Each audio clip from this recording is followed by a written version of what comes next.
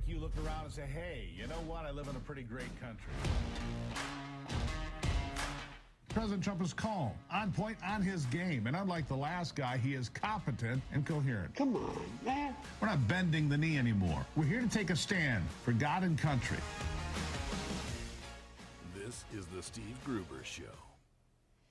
And welcome to it, my friends. Kicking off another brand new broadcast day here. Glad to have you on board. Boy, we've got a lot to cover.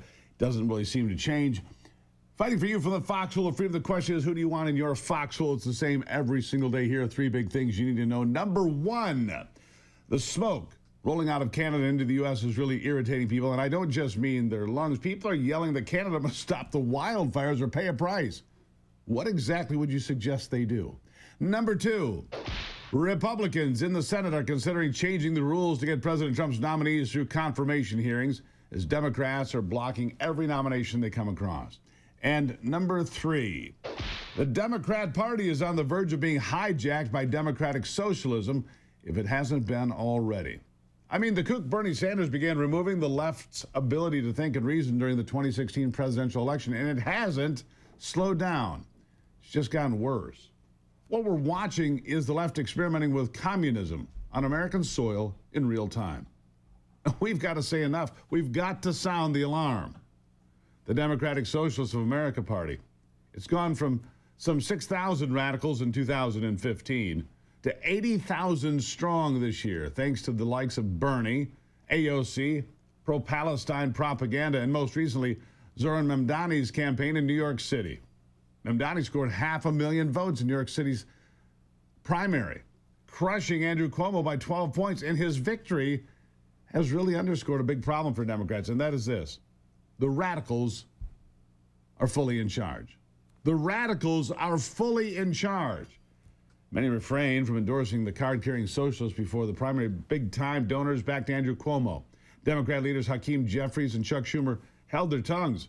New York Democrats like Governor Kathy Hochul, Representative Dan Goldman, and Tom Suozzi expressed their concerns over Mamdani's radical stances. But now that he's won the primary, a lot of Democrats are willing to throw their weight behind him if it means getting their party out of the dumps. I think it just lights another dumpster fire myself. Senator Elizabeth Warren of Massachusetts, excited about Mamdani's chances at being the future of her party and being a communist. No shock at all. Listen. Is this what the party should look like? Yes. You bet. The Democratic Party needs to stand up and be clear. We are the party that fights for affordability for working families. That means child care. That means housing. It means health care. It means making this country work better for the working people who make this country work. All right, last question. I get a little excited about this. Okay.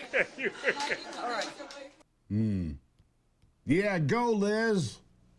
Pocahontas, there she is. She told reporters she's excited for Mamdani to experiment with things like city-funded, city-run grocery stores and other communist utopia pipe dreams. But the experiment has already been tried numerous times all over the world and even right here in the United States. And the results always the same. Epic failure. Here's a look at a government-run grocery store in Kansas City. It's exactly what you would expect. Here it is. It's clear this Sunfresh at 31st and Prospect is struggling. This is the first section people see when they come in. There's barely any produce. A lot of the coolers and shelves around the store look the same way, empty. So shoppers have been asking us, if the store isn't closing, then where's all the food? A rotten smell comes through the door, and anywhere you turn, you'll see products that need to be restocked. No hot food or deli. I watch people walk in and walk out.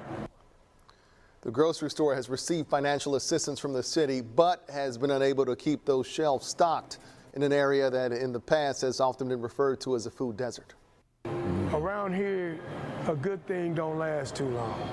And it will impact a lot of people and a lot of families. The city owns the Linwood Shopping Center. A nonprofit operates the grocery store. Yeah, failure right there in Kansas City. Look, that grocery store is about to go out of business, as it was out of business already. Funded in propped up by government money, by taxpayers' money. It is a complete and utter failure by any measure. Look at Venezuela, folks. Socialism there turned a very rich country, a wealthy country, into an impoverished nightmare. Chavez and Maduro nationalized everything, promised lots of free stuff, and delivered breadlines and starvation instead.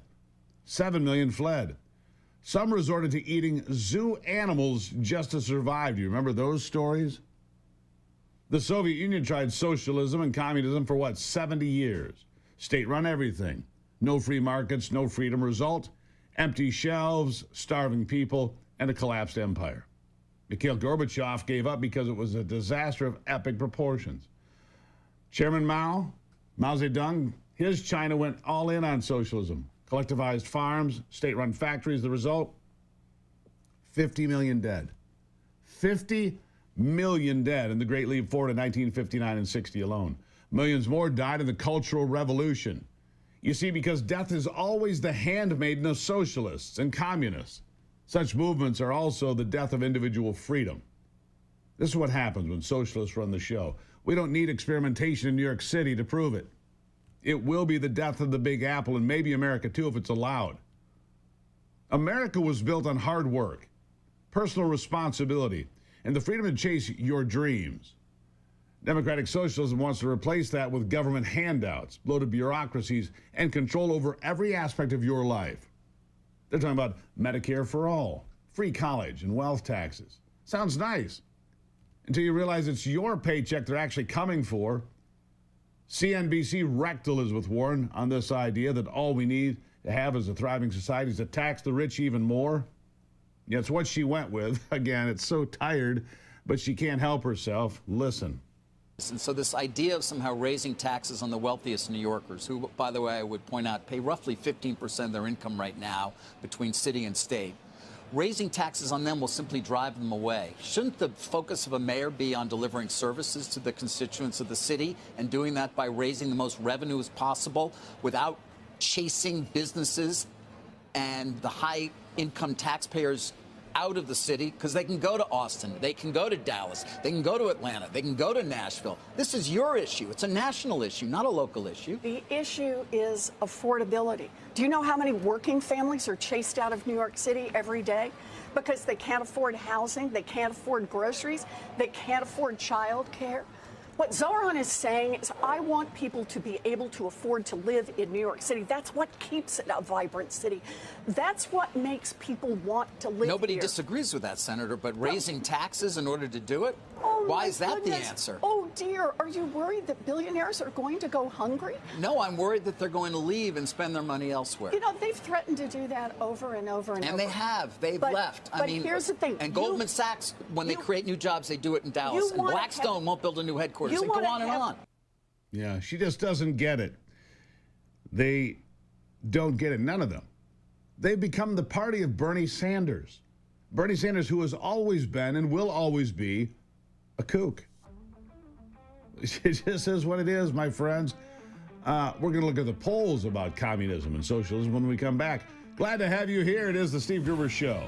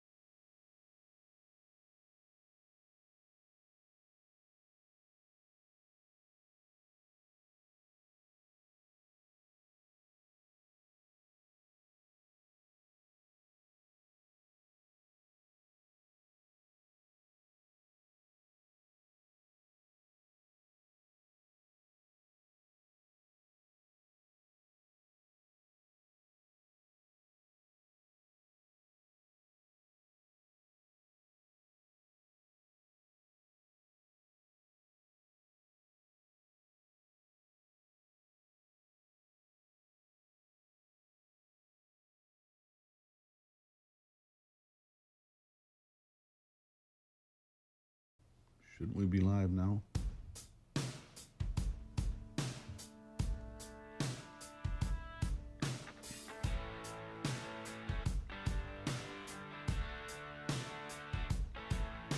All right, let's go to the polling, all right? What do actual Americans and not radicalized little communists think about socialism and communism?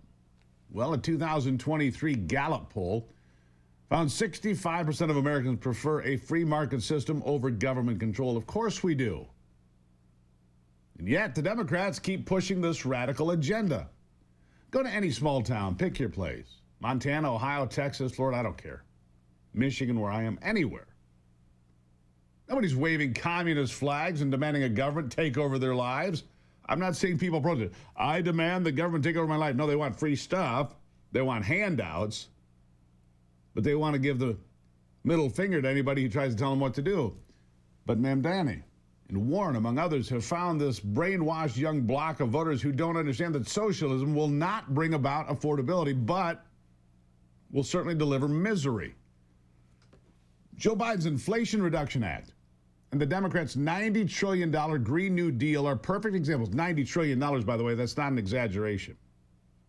These Green New Deal, they are perfect examples of just the tip of the iceberg. These new Democrat socialists would go, a lot farther. And fellow Democratic Socialist Minneapolis mayoral candidate Omar Fatah says it's time for the Democrat Party to make its choice on how they want to evolve. Listen to this. Well, Zoran's win was not only making huge waves in New York, but here in Minneapolis and across the country. I think it's important for the Democratic Party going forward to make a decision on what kind of party it wants to be, not only in our local mayor elections that we're seeing, but in the midterms and beyond. What we're seeing in our local elections nationally is that this is the type of catalyst moment that we need right now to bolster not just democratic organizing, but participation across the country, especially when Republicans made huge strides last election in gaining the trifecta, the presidency, as well as both chambers of Congress. Mm-hmm. Now, Fatah is a guy who takes pride, great pride, in his Somalian roots. But he fails to mention that Somalia collapsed under socialism in the last century, keeping the perfect record. Socialism fails 100% of the time. Industries like banking, agriculture, and trade were nationalized. Food distribution there controlled by the state. Land was seized, all under the guise of promising to uplift the marginalized. The result? GDP tanked. A massive famine ensued, and the socialist leader siphoned off billions of his dollars to loyalists, allies, and pet projects. He lined his own pocket while the people starved. Because that's also what socialist tyrants do. It's a tale as old as time. I hope from the bottom of my heart that sane Americans will turn out for these kinds of elections and make it known that this is not the direction of America.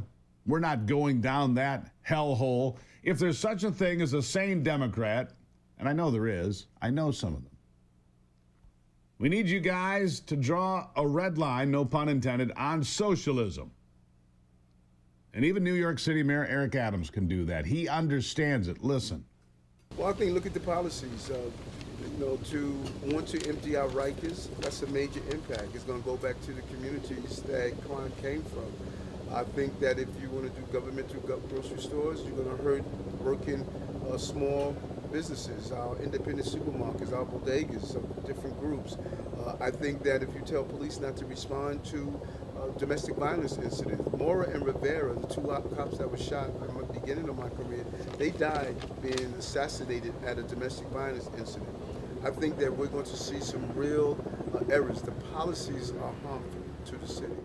Yeah, there are darker campaign promises than just government-run grocery stores. Mamdani has committed $65 million for the transgender health care in New York City. Not just for New Yorkers either, but for any American who wants to fly in on the taxpayer dime for gender mutilation. Here's a Democratic socialist who works with Mamdani's campaign. Listen to what they say. Zoran is literally attempting to do what conservatives say, we want to do, which is provide gender-affirming care to anyone who wants it for free, and we're going to like ship people, we're going to fly people in and pay for their hotel rooms, and we're going to do all of the like Fox News stuff. Like, we're getting ideas from Fox News. I want to know, like, hey, do that. Thank you. But most importantly is we collaborated with the Zoran Mamdani campaign on his trans rights platform. And what we explicitly wanted to do was use the power of New York City to provide free gender-affirming care, and I say free in case insurance companies decide to boot us off, free gender-affirming care, not just to people in New York City, but across the country. You know, when did transgenderism become the defining issue of the Democrats? And why are they still wearing masks? I watch that and I go, why do they have masks on? This isn't just about economics, it's about control. Democratic socialists want to silence dissent, cancel anyone who disagrees, and pay for programs you didn't vote for with your tax dollars.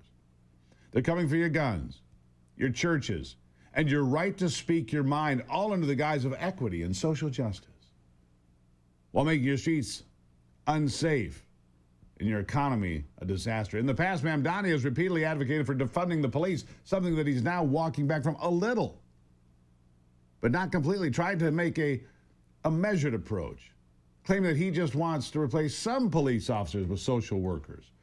All right, real quickly, here he is. That is the most asinine thing I have ever heard. If you want the violence in your city to continue and for these shootings to continue, you go ahead and do that. But for anyone that supports a candidate that believes in replacing NYPD officers with social workers, I have no words for you. Evil people. All right, the left has never been strong on logic. They rely on emotional arguments that are based in fiction, not fact, to appeal to a demographic that wants free stuff and no accountability. It will be the ruin of this nation unless we continue to fight for America First policies even after President Trump isn't on the ballot anymore, because the Democratic Socialists deny everything that this country was founded on. If we give them even an inch, they'll turn the land into the land of the free and the land of the bread lines and ration cards. That's a fact. We're off to a good start. Good morning. It's the Steve Gruber Show.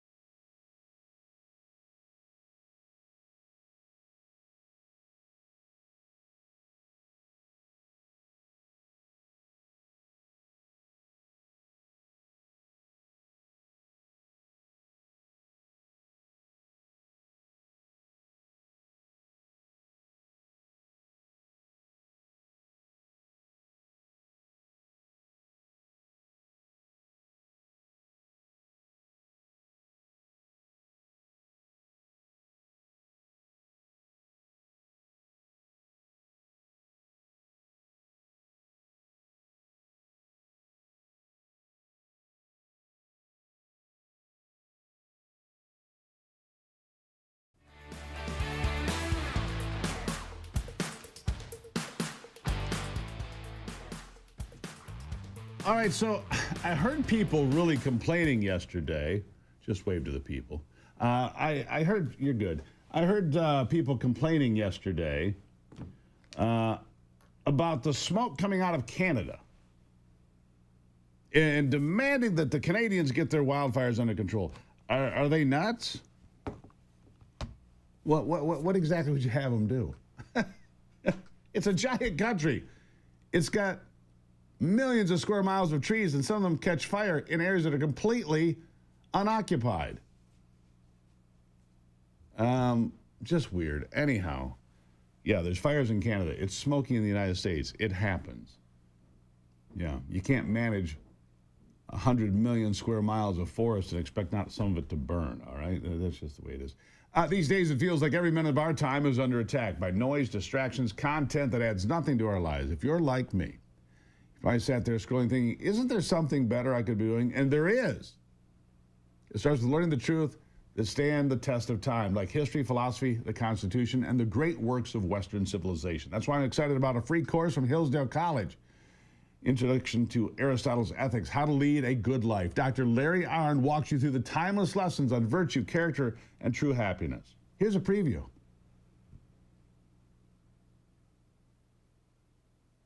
We all have a common problem. How do you live well? Our well-being, our happiness depends upon how we do that. And the Nicomachean Ethics is the first great book written about that subject, and in my belief, the best book ever written. Why is ethics important? Because we're trying to figure out how to be good. Good's important. Every action and every choice and every inquiry we seem to make for some good. Somebody give a simple definition of what it is to be ethical. Ethical would be to pursue a good life. And get there, right? The reason this book is to be read is to become good. This is an urgent Become inquiry. good. We are the makers of our That's character. right. The claim of this... Come join us. All you have to do is go to gruberforhillsdale.com. Gruberforhillsdale.com. It's free. This class and so many more. Larry Arnn is a genius, an intellectual. You will learn from this. You will love it. Send me an email if you're one of those Hillsdale folks already. Gruberforhillsdale.com.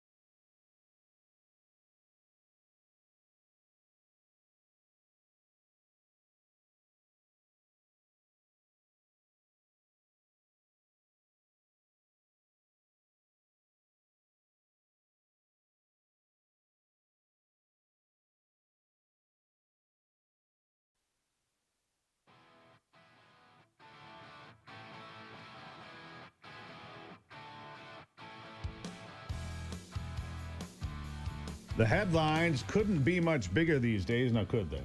We've watched Pam Bondi now roll out a federal prosecutor that's going to seat a grand jury. I'm guessing in Florida. We have not had that confirmed yet, but that is my guess. And so the whole grand conspiracy involving Barack Obama, John Brennan, James Clapper, and all those, they're all in the crosshairs now, and indictments could soon follow by the end of the year, is what I'm hearing. Now, also, you've got James Comer just issued subpoenas for the Clintons. I mean, this is like entertainment every place I look, and I know my next guest might have a little smile on his face. Mark Meckler is the co-founder and president of the Convention of States. He was actually going to stop by and talk about the IRS swamp scandal. We'll get to that. Mark, welcome to the program. But good golly. Merry Christmas. That's what I have to say. You know, so last week, Mark, and maybe you felt the same way, I finally looked at some of this stuff and I said, because I've been calling ever since Tulsi Gabbard said, look, we've got all of this. And then Grassley said, look at all of this. And I said, man, we have got to get straight to a grand jury. Don't need any special prosecutors. We've got the evidence. Let's get right to it. And they're doing it. And I thought to myself, for the first time, people could actually go to prison for committing actual crimes that are serious. Mark, what are your thoughts? Yeah, look, I've been waiting for this for a very long time. It's always frustrated me, and I've kind of come to ignore congressional committees and subpoenas and all that stuff because I just knew there were going to be no consequences. And so when all this stuff started coming out, that was my only question is, this is interesting, it's theater, but will there be consequences? And if there aren't, then frankly, I think the process itself is destructive because it sets expectations. But now it looks like there actually might be consequences. I agree with you. I think they're going to impanel that grand jury in Florida, which means you'll get an actual impartial grand jury instead of some crazy DC grand jury. It looks like some people may actually pay a price for wrongdoing, and that's a great thing for the Republic.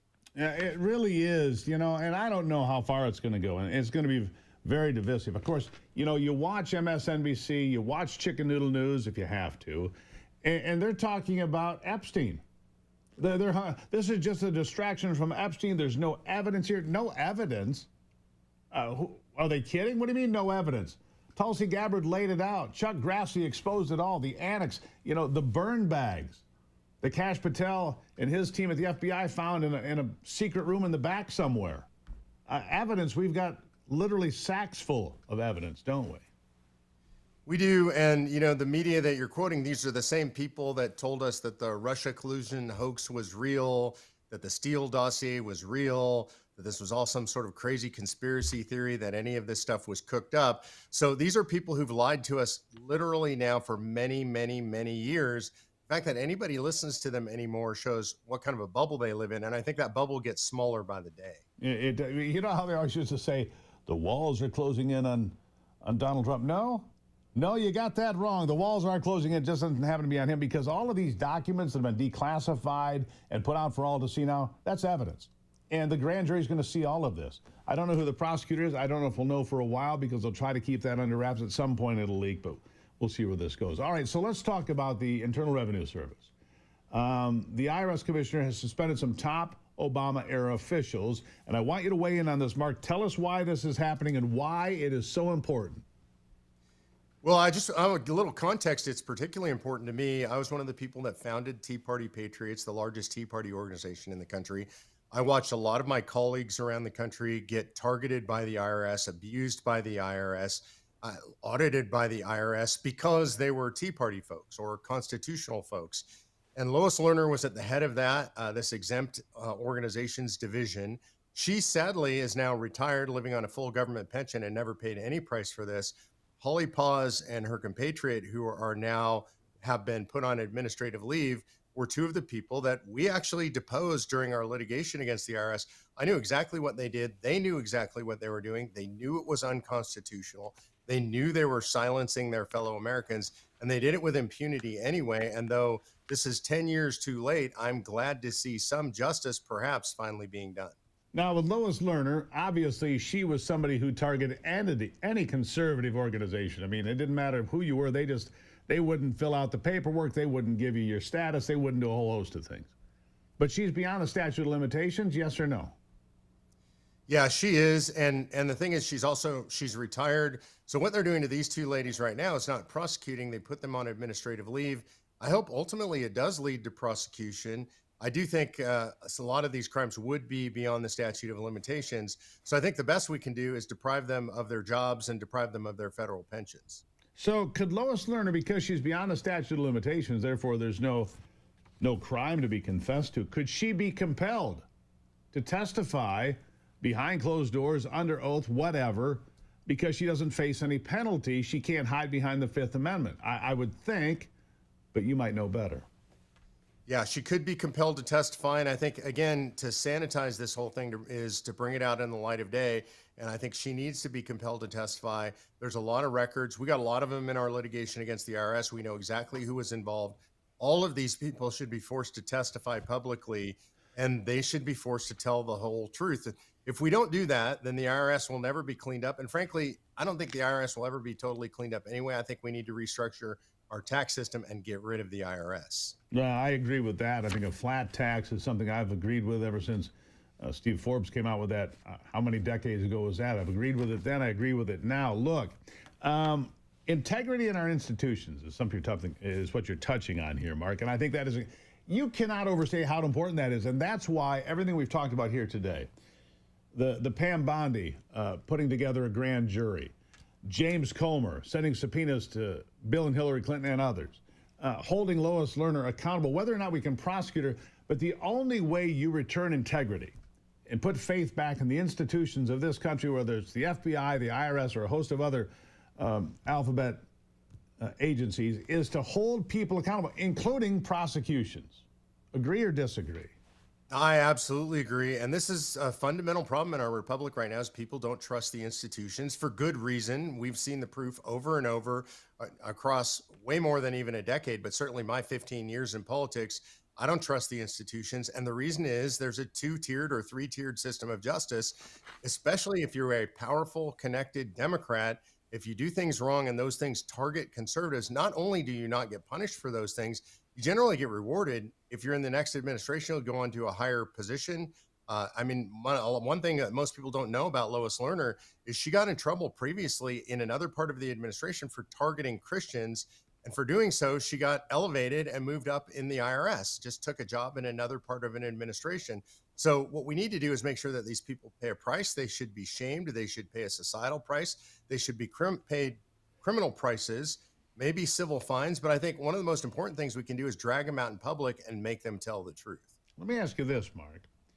If we're able to get to a Convention 5, Convention of States, something you hold near and dear to your heart, would some of these things be things that could be discussed and included in adjustments? And I don't mean wholesale changes to the Constitution. Adjustments here and there would be what we need in this country. Maybe a balanced budget line in there. Holding officials accountable if you do these things, certain things that should be maybe enumerated in the Constitution more robustly, because there are certain things that the founders could not anticipate. Got about 20 seconds. Real quick, what do you think? Yeah, I'm going to be real specific and go to this income tax issue in the IRS. The framers never intended there to be a direct taxation relationship with the citizens of the country and the federal government. We should do away with that. Right. We should do away with the IRS. That's something we can do in an Article 5 convention. Mark Meckler, greatly appreciate you being here. Great conversation. We'll talk soon. Thanks, Steve. This is Steve.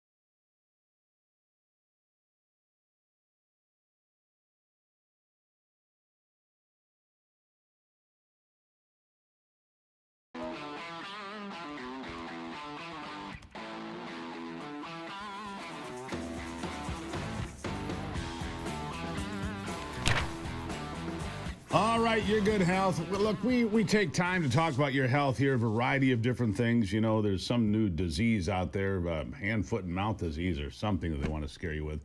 Here's an idea. Wash your hands. Take care of yourself. Make America healthy again starts with you every single day. But there are good partners to have, like the Wellness Company. Peter Galuli is the CEO of the Wellness Company. Thank you for joining me today, Peter. Always so much to talk about because it's about keeping everybody healthy, right? Sure, Steve. All right, so here's something that this is top of mind for me because Ivy, my wife, has been through this over and over again. I don't know why. Maybe it's her blood type, maybe it's her general disposition, but the ticks. Oh, my Lord. Ticks like her a lot. And she's had numerous ticks on her. None of them have been embedded or engorged, but we're in one of the highest rates of ER visits for tick bites ever. Whatever reason, maybe it's hot, maybe it's human, but ticks are everywhere, aren't they? Experts, Steve, are pointing to the really wet spring that we had as the cause for the inordinately high tick season. And look, you're an outdoors person. You've probably heard of every trick in the book you can have to keep ticks away. The most common piece of advice that we hear is to use some sort of insecticide on your clothing. That's not actually something that we would recommend.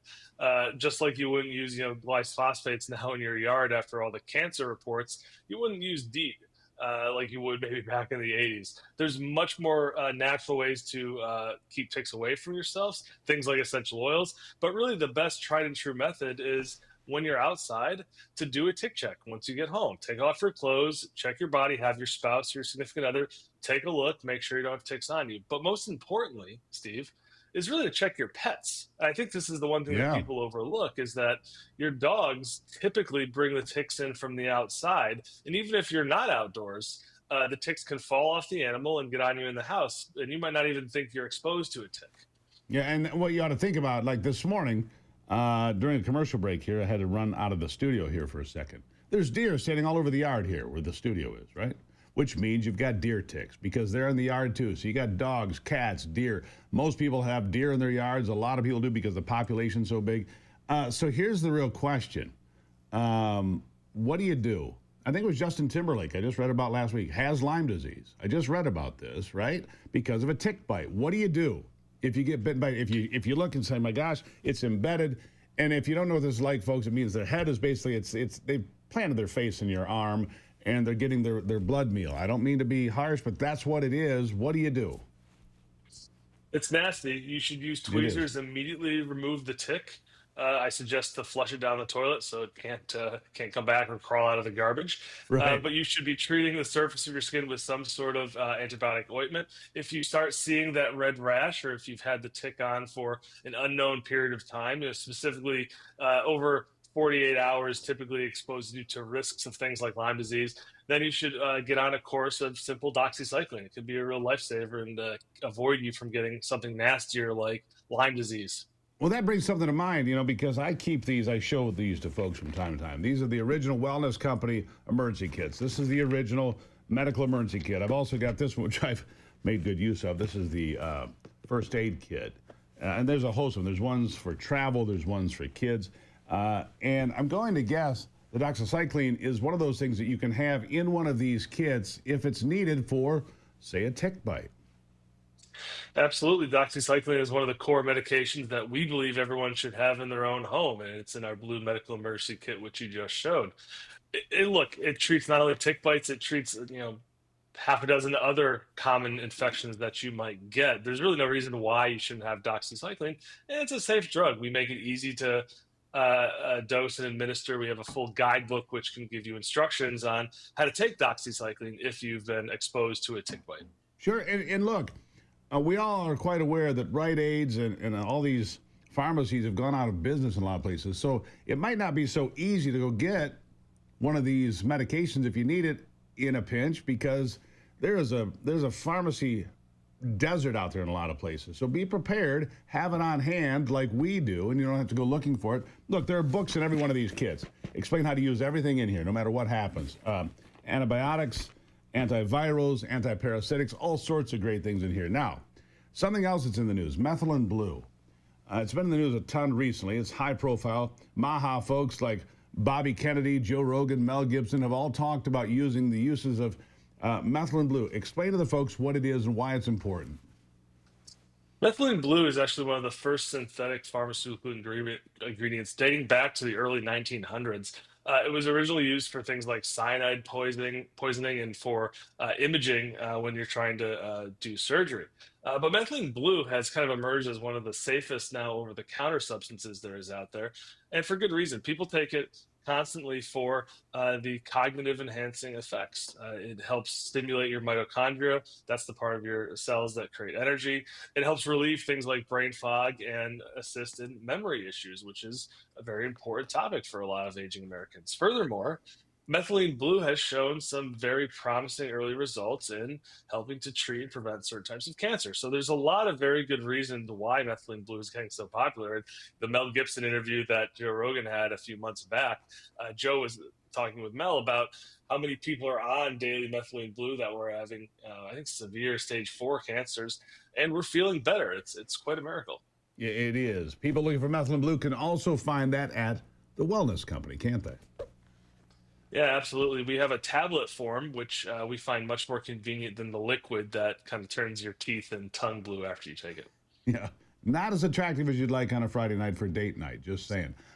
Here's the thing. Any of these products, I'm talking about supplements, 24/7 memberships, you can get medical advice anytime. I use these kits. They're here all the time. Ivy and I have them around all the time in case I stub my toe, which I do regularly, or I need one of those medications. Here's all you need to do. twc.health/Gruber. You can find all of these great products, find out what Peter has available, find out about methylene blue and how to treat tick bites, all of it. Make America Healthy Again starts with you. And Peter, I always appreciate you being here because I need everybody to be as healthy as possible. So thank you very much. Thanks, Steve. Again, it's twc.health/Gruber. You'll save some money using the promo code Gruber. Depends on what you want. Oh, and by the way, that parasite cleanse, hottest thing going. You'll save $60 and get free shipping today. twc.health/Gruber. We'll be right back.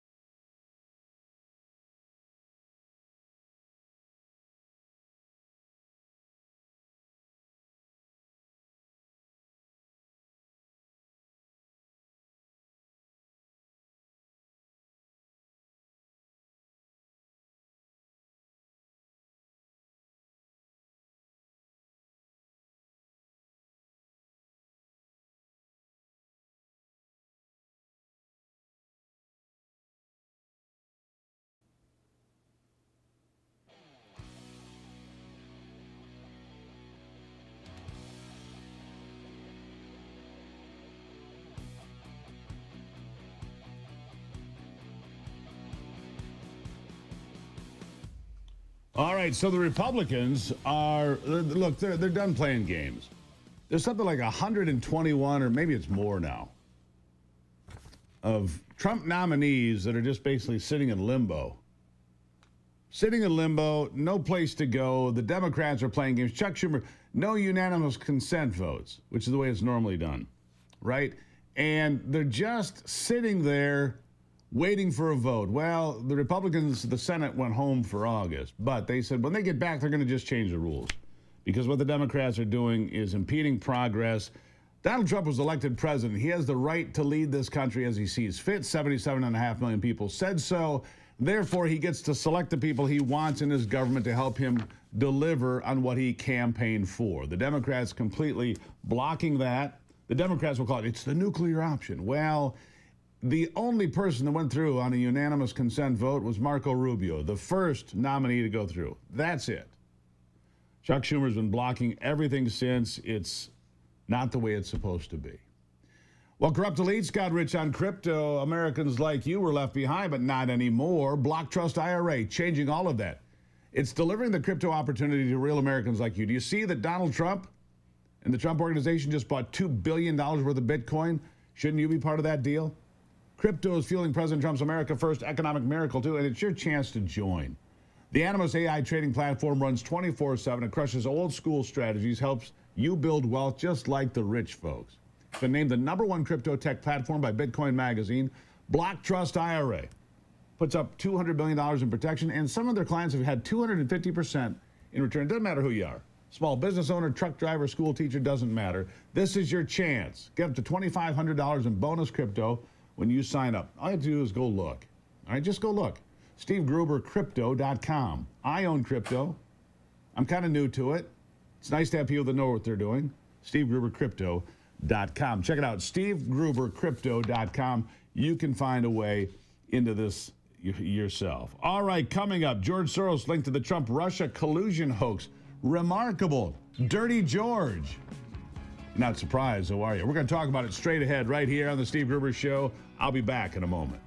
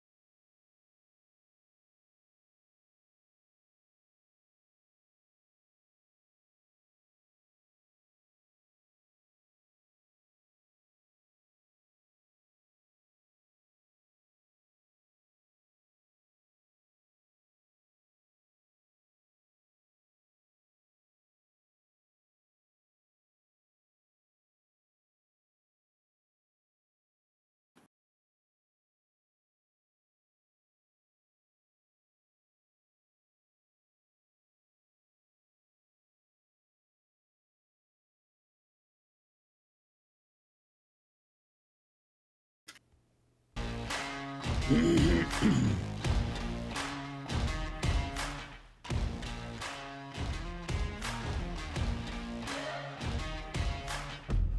always something to make you look around and say, hey, you know what? I live in a pretty great country.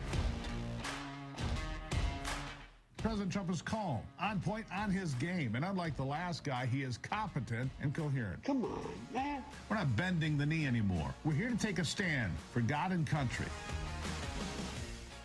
This is the Steve Gruber Show. All right, here we are, kicking off another brand new hour. Glad to have you on board for it. Fighting for you from the heartland, fighting for you from the foxhole of freedom. Who do you want in your foxhole? If the chips were down, who do you want? Here are three big things, something to think about. Here are three big things you need to know this hour. Number one, a radical police organization in Massachusetts is labeling Moms for Liberty, a parental group, as, yeah, you guessed it, a hate group. Of course they did. Number two, Ghislaine Maxwell wants a pardon for her crimes. She also wants to make sure all the grand jury transcripts remain sealed. Boy, for a human trafficking pedophile, she sure wants a lot. And number three, the Federal Reserve, created in 1913, it's becoming a hindrance to the free flow of money and the economy.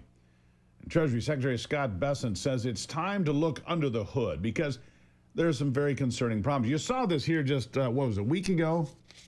Donald Trump goes over and meets Jerome Powell because they're redoing the Fed building. And another, associated building, $3.1 billion.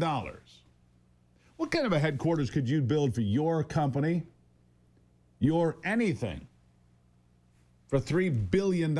This is a renovation. This wasn't a new build. This was a renovation. Yeah, an upkeep job, right? A renovation. $3 billion. Scott Bessent's right. This is a squandering of your money. He's demanding the Federal Reserve be investigated for squandering billions of your taxpayer dollars. Listen.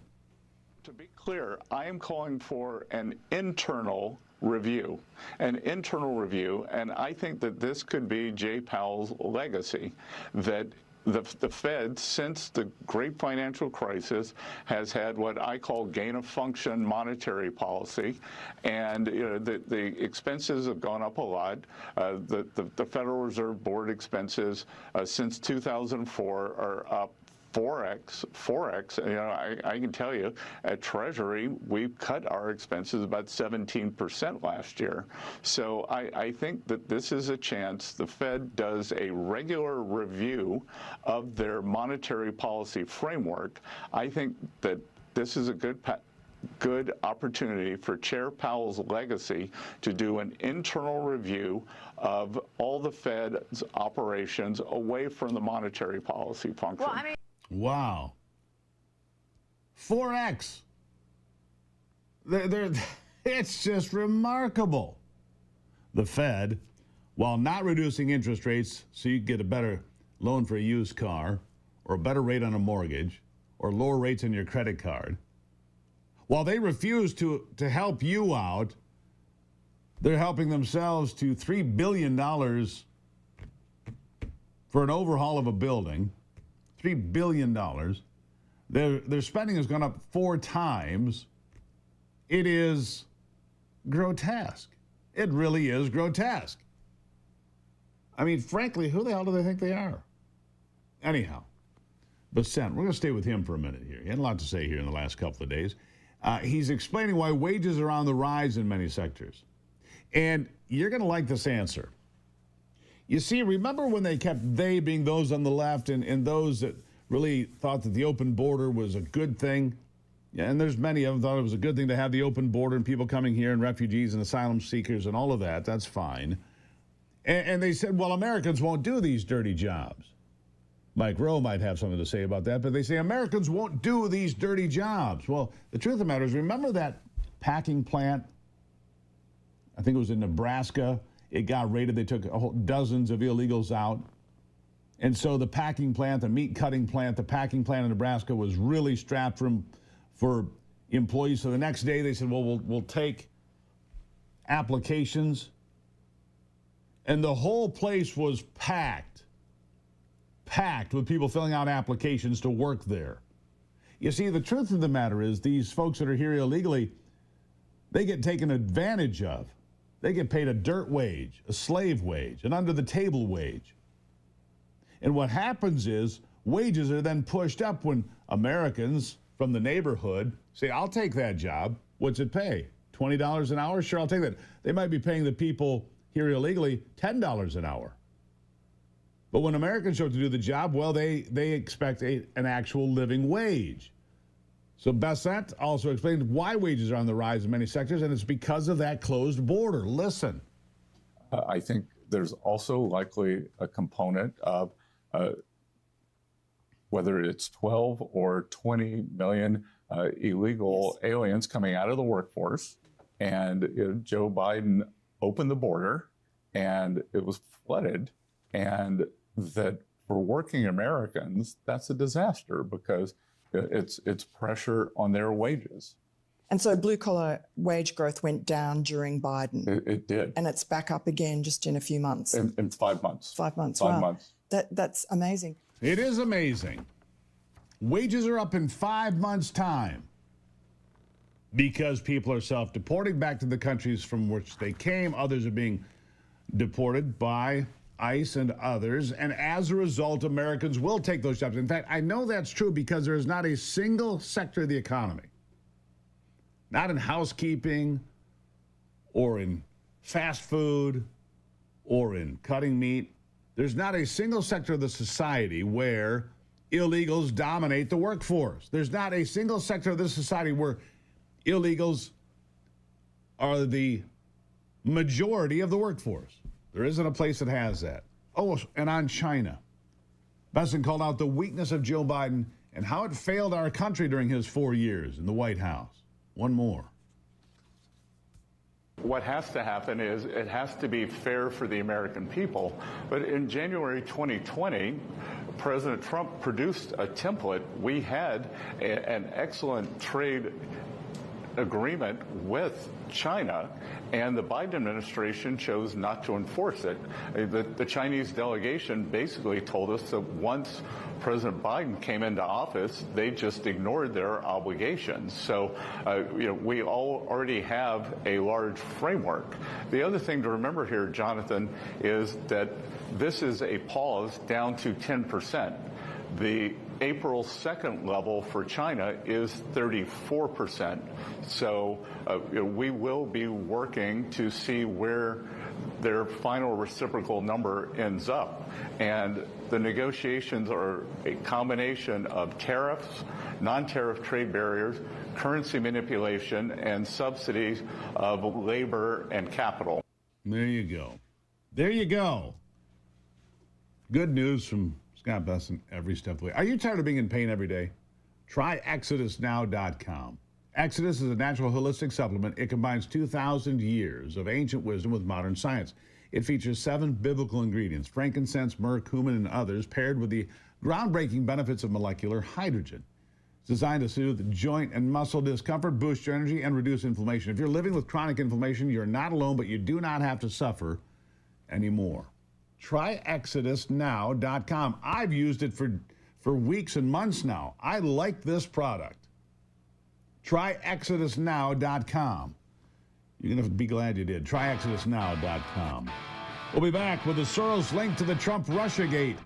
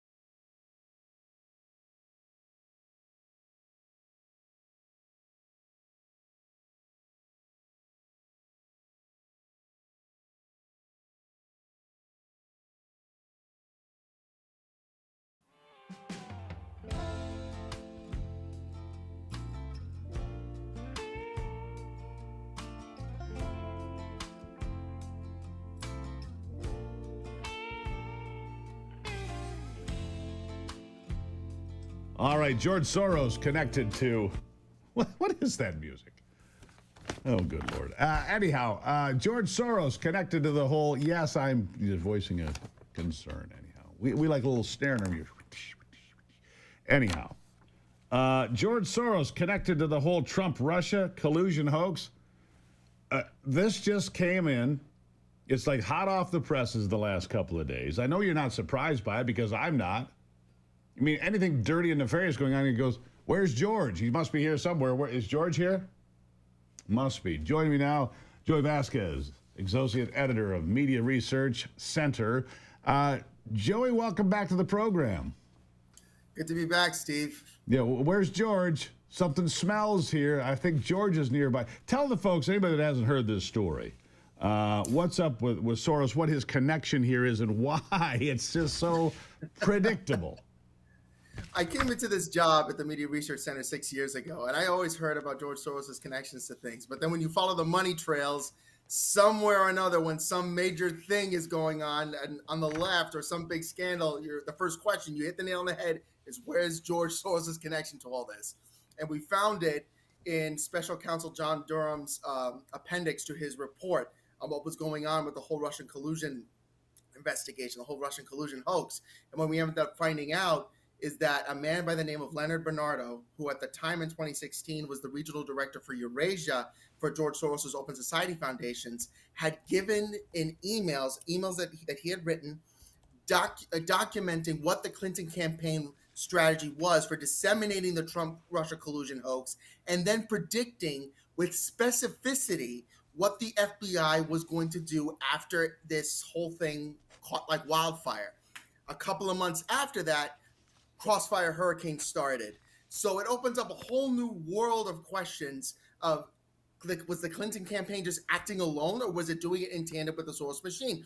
After researching George Soros for over 6 years, I can guarantee that he definitely had something to do with it now in light of this evidence. But of course, the left is not going to, is not going to take it seriously. They're going to pass it off as disinformation, which they have.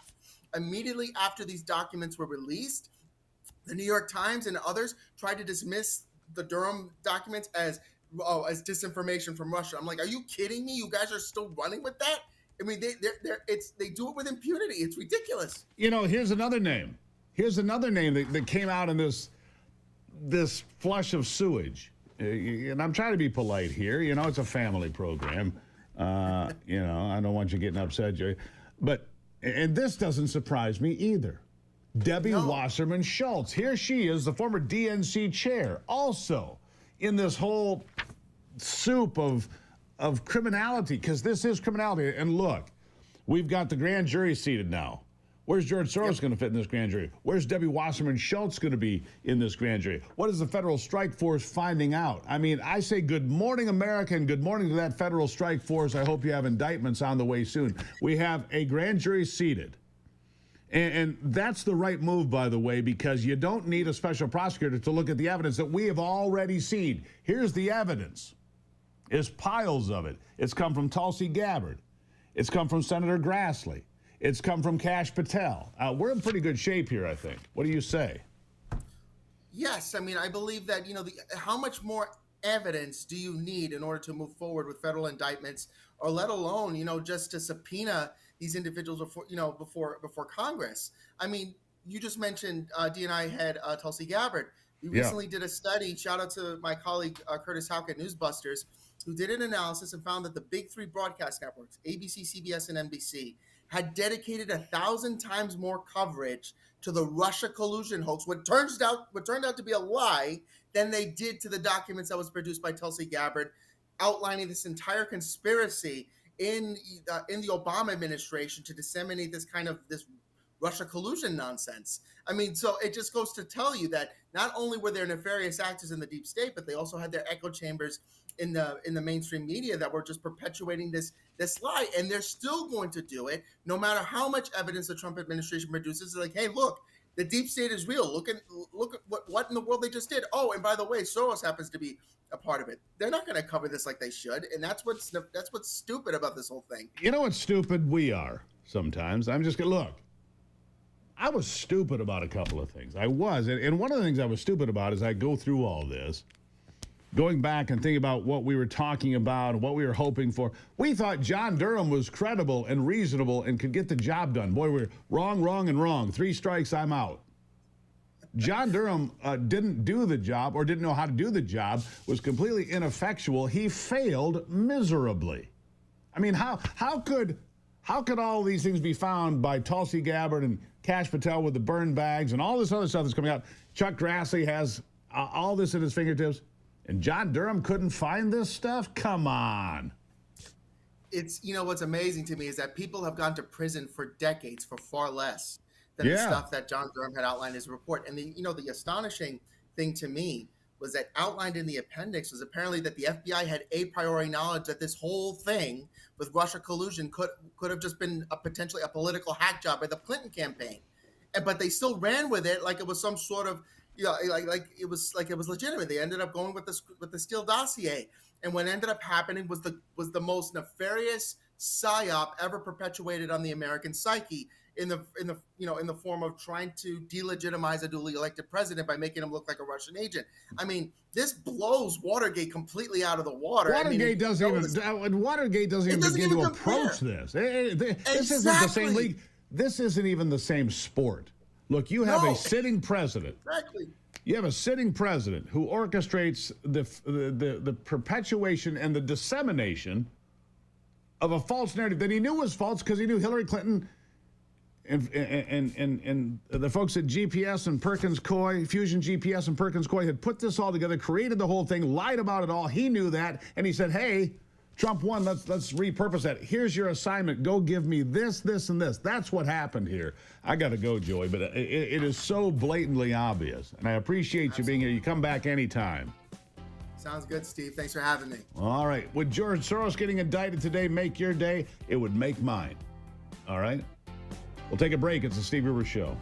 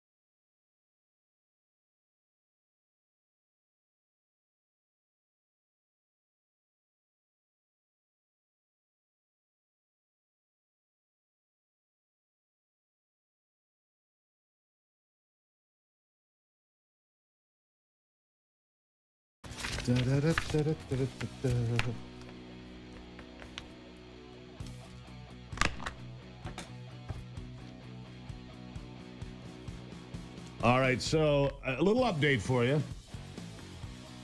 Here's a little update. I got the magic ring. Ivy's going to tell you about the magic. I got this magic computer ring, or it's like my Star Wars ring or something, right?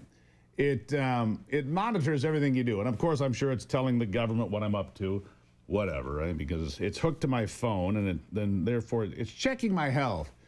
It's checking my health, is this ring. And if you try to eat a Twinkie, it blows up and kills you, right? Something like that. But what it did do, so I got up this morning, second night of warning. It tells you how long you were in bed, how much you slept, how much your REM sleep was. Pretty cool, actually. Tells you what your resting heart rate was, all of these things. Pretty cool. And I like that. So I got up and I'm thinking, man, I've had a pretty good, and I'm pretty rested, all right? So I was having this deal, for the last couple of months. I mean, I was just whipped every day. And I'm like, I'm sleeping. So I was taking this antihistamine type sleep aid for a while. Ivy said, stop taking that. I stopped taking that. My life is so much better. I feel tremendously better. I'm not cloudy. I'm back at it. The Exodus is working for me. Everything's working, right? And I've got the magic ring. So then I get out of bed and I jump in the shower today and it's no hot water. You know what it's like to start your day with no hot water? Oh, love that. Wonderful. So you just wash your head as fast as you can. right? And I usually shave in the shower. So I jump out and I shave, and I shave right here. You'll see this right here? I basically take that razor and root right in behind that mold and rip it right out by the roots. I got blood running right down my face, right off my chin. I'm like, so this day is going well. And from there, I came down to the studio where they're having technical issues to start the day, which is always just a magical feeling. So here I am, cold shower, ripped side of my head off with a razor blade, and come down to technical issues. It's been a great day, but I feel pretty good about it because I have the magic ring, which will tell me how to be successful and happy. By the way, the ring tells me if I'm stressed out. I wasn't. I went and checked. No stress this morning. My phone said so. So it's all working. There's your update on my personal life. How'd you like it? I recommend the magic ring. Anthony, you should have one of these, I'm telling you. Anyhow, when we come back, we're going to have Briscoe Kane here. He's a member of the Texas House, you know, where the Democrats have fled the state. We'll talk about that coming up in a moment.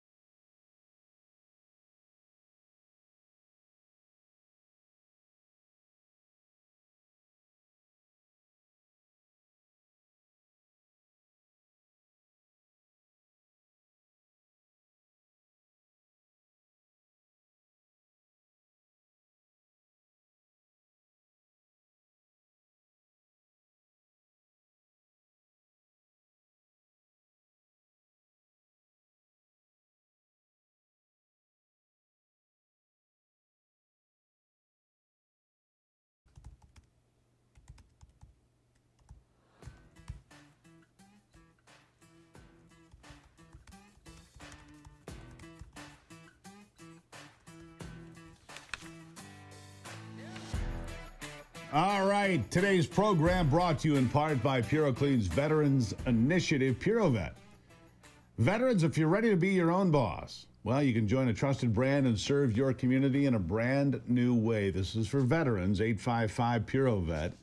And PuroVet.com, you can find out more right now and see if you're a good fit. We want to help out veterans whenever we can. There you have it on your screen. PuroVet.com and 855-PuroVet. Okay, this This has been a big story for the last few days, of course. The Democrats have fled Texas because Texas is on the verge of doing redistricting for its congressional districts. Doesn't usually happen in the middle of the decade, but it's happening because they say there have been many demographic changes, and they say we're getting gamed by Democrats all over the country, which is true. If you go to California, just 17% of the congressional seats have Republicans in them, even though California voters, more than 40% of people vote Republican. In Illinois, it's worse, which is where they fled to, ironically. The Democrats fled to Chicago, even though J.B. Pritzker and company did redistricting in 22, which left the state with just 15% of its congressional delegation Republican, in a state that votes 45% Republican. They should have 3 times as many Republicans in Congress, and yet they're complaining. Joining me from the great state of Texas, Representative Briscoe Cain. He's part of the Texas House. He's for District 128. Briscoe, thank you for being here. Howdy and good morning, Steve. Good morning. Good looking tie, by the way. You look good today. Briscoe, he's up early in Texas. It's kind of hard on the kids down there. Look, the Democrats run off to Illinois. This is the most ironic thing of all. They go to the most gerrymandered state in America, and it is. I've looked. California is second. Illinois, just 15% of the congressional seats are occupied by Republicans, and they're complaining that you're doing something in Texas that's purely political. Of course, it's political. That's the way it works. In fact, it's so political that the governor of Massachusetts has threatened to do the same thing in her state, except the one thing she forgot about. Every member of Congress in Massachusetts is already a Democrat. What are your thoughts? Where'd your friends go? Why'd they run away? Yeah, bingo. Well, by the way, they've gone to Illinois, right? Chicago, Boston, New York, all states known for being, really ethical and, right? Yeah. Amazing really thing ethical. that they went there. But, yeah, they're claiming that this is about protecting democracy, but I'd say it's really about subverting democracy in order to cling to power they did not earn at the ballot box, right? That's what this really is all about. They're not doing this on principle. It's just a cheap political stunt that ultimately history shows they lose in the end. Yeah, they're going to lose. Look, here's the question.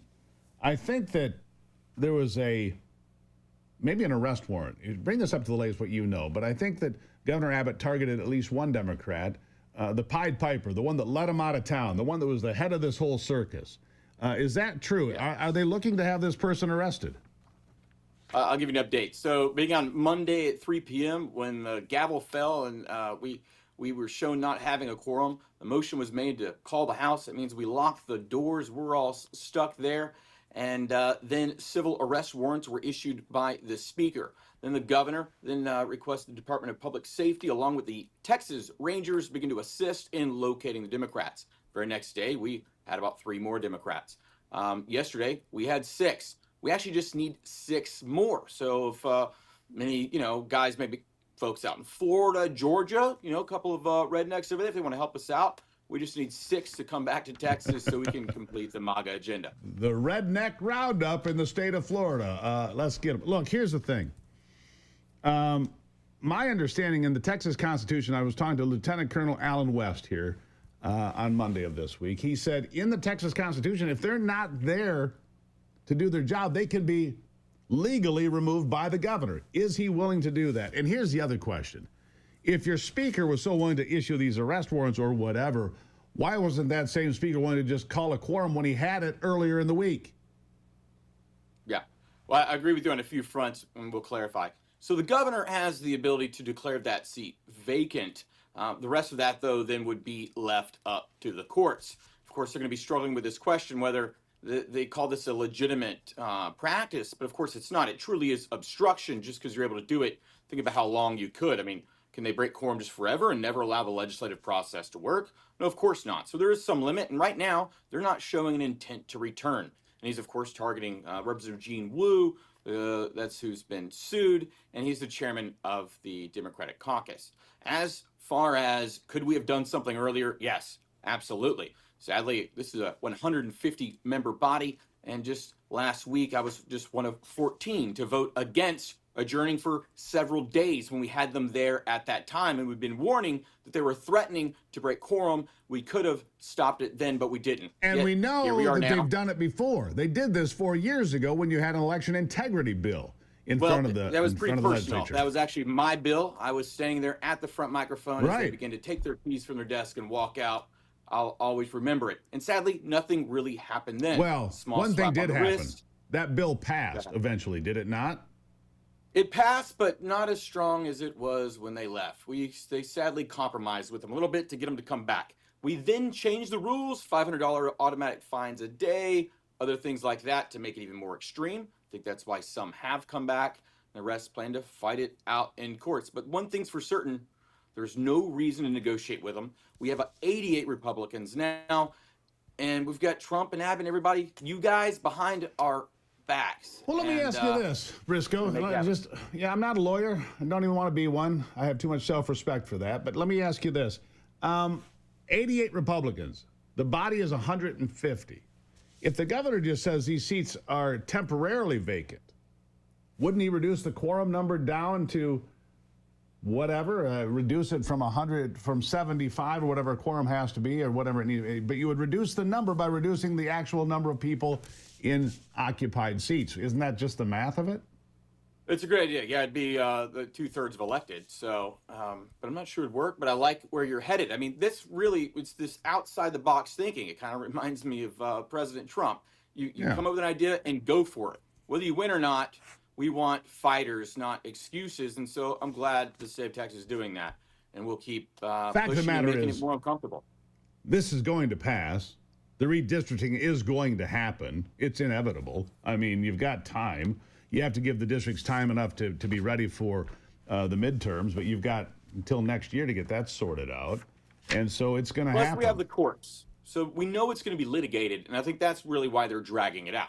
They're dragging it out hoping that then the court challenges end up preventing it from taking effect. And so that's kind of their idea. Plus also just the theater and a chance to fundraise, which leads them to another problem because they may have committed bribery. Oh, well, that's always fun. You know, a thing of value in exchange for an official act, right? Or a vote by not showing up for quorum, and they're being offered funds for these things in exchange for it. And so they're being investigated for that as well. And I'd expect a grand jury to convene soon enough. Yeah, so here's the thing. I don't have it right. I had it outlined, but I got this little thing called the Constitution. It sits on my desk. Of course, it's political, and it gives to the states the ability to be political and do as they say.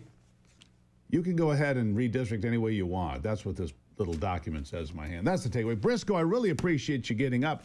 Might have you back. I know it's a little tough on you, but I think you were great. Love to have you back. This is an important topic for you and for the country, isn't it? 20 seconds for the last word, real quick. Steve. No, it matters. Guys, the focus is on America, and I believe we can do it. November isn't too far away, but get your friends out and go vote. Briscoe Cain, thank you very much from the great state of Texas. This is The Steve Gruber Show.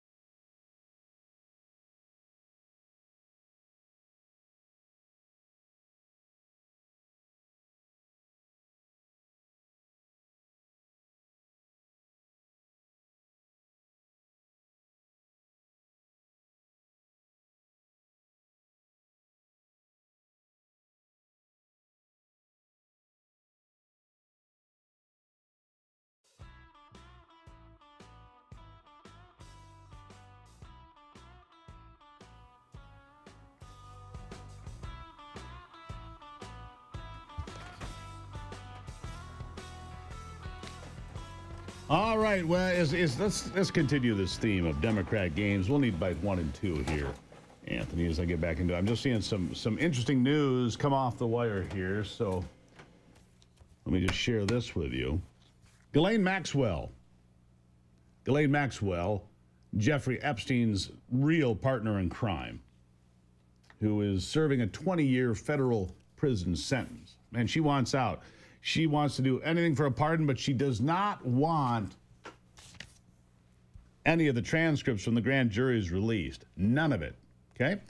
So she wants a lot for a pedophile. But here's the headline from the New York Post from just moments ago. Jeffrey Epstein's madam, Ghislaine Maxwell, reportedly told Justice Department officials in recent interviews she never, let me say this clearly, she never saw President Trump do anything concerning. Because he didn't. He tossed Jeffrey Epstein out of Mar-a-Lago for being a creep and for targeting his young female workers. The notorious sex trafficker gave no information that could potentially harm Trump's reputation. This comes to us from where? ABC News. Ones that would be all over this and jumping for joy if they could get anything on Trump, but they know it's all bunk. So do you, America First, MAGA folks, look, there's nothing here. I know you want the Epstein files, whatever that means and whatever that is, but not at the expense of the country. Maxwell huddled with Deputy Attorney General Todd Blanche, who was Trump's former criminal defense attorney, for 9 hours. Happened late in July. Her lawyer previously revealed that Maxwell had answered questions about 100 different people. Boy, I wonder who those folks are. That's the list I want. That is the list that I want, the 100 people she talked about. She's trying very hard to hash out a deal to commute her 20 years in prison. This idea that Trump would give her a pardon, no chance. That would be a foolish thing to do, a fool's errand. Trump, for his part, has long denied any prior knowledge of Epstein's crimes, insisting he cut off the relationship long ago, and the evidence bears that out. David Oscar Marcus, right after they sat down, said this: the Deputy Attorney General, Todd Blanche, the Deputy Attorney General is seeking the truth. He asked every possible question. He was doing an amazing job. This comes from Ghislaine Maxwell's attorney, right? Adversarial situation there between these attorneys, and Todd Blanche says, Todd Blanche was complimented by Ghislaine Maxwell's attorney. Marcus said he didn't ask for anything at all in return, but acknowledged the president could pardon her. Listen, the president this morning said he had the power to do so. We hope he exercises that power in the right and just way. Maxwell, serving a 20-year sentence for helping Epstein sexually abuse underage girls, was moved to a cushy Texas prison known as Club Fed. We'll see what happens to the disgraced British socialite in the future here. But Trump did nothing concerning. Come on, you knew that, right? You knew that. We knew that. But speaking of dirty tricks, the Democrats are demanding the release of the Epstein files, even though they know there are no Epstein files to be released. I'd like to know who those 100 people are that were discussed between Ghislaine Maxwell and Todd Blanche. Wouldn't you like to know who those folks are? And the folks that didn't get I didn't see anything concerning, the folks that are like, oh yeah, that guy's a pig. That guy's a pig right there. Wouldn't you like to know who those folks are? Because I would. Pedophiles. Put them out in the public square. What are those things we used to have to put your wrists in and your head in, and they would, close it, and people come by and throw rotten tomatoes at you and laugh at you in the town square? That's what I'd like to do with these pedophiles, or worse. Speaking of dirty tricks by the Democrats, Teamsters boss Sean O'Brien, Teamsters, big union, of course, he spoke at the RNC, and apparently Joe Biden threatened him, said you can't do that. He has been blackballed by Democrats ever since that engagement in Milwaukee of last year. Here's what he had to say about it.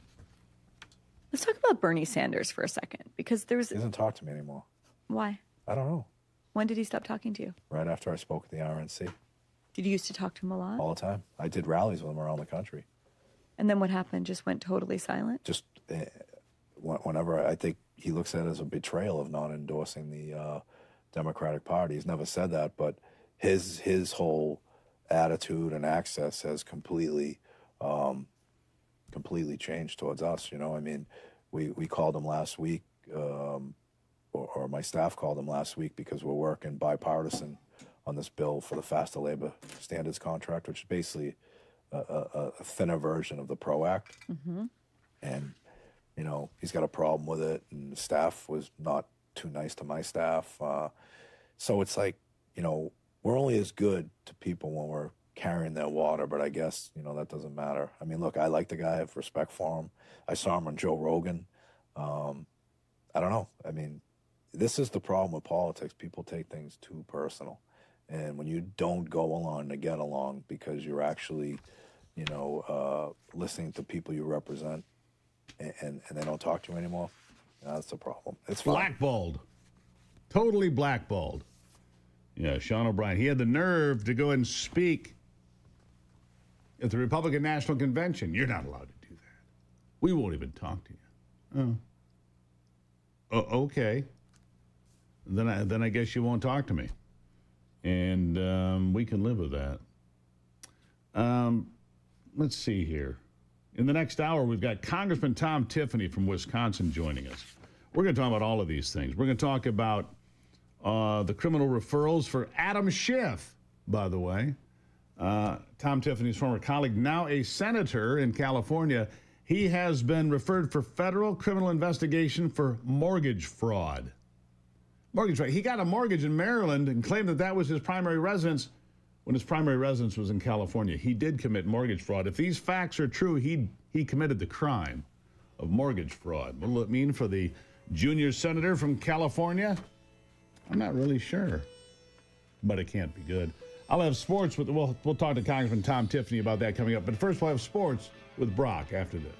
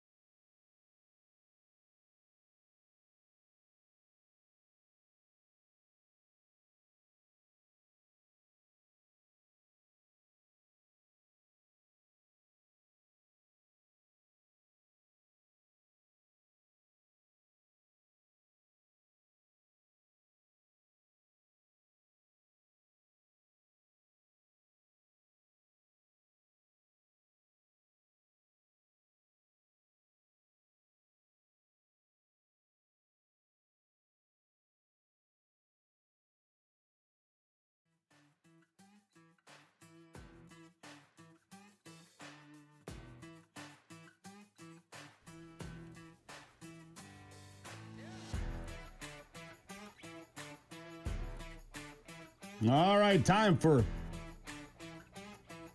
to check in on sports with Brock Palmbush. No sports, Steve. No sports. Well, you do sports then, Anthony. I think, didn't the Tigers lose? Did they lose yesterday? I don't know. You're just being silly.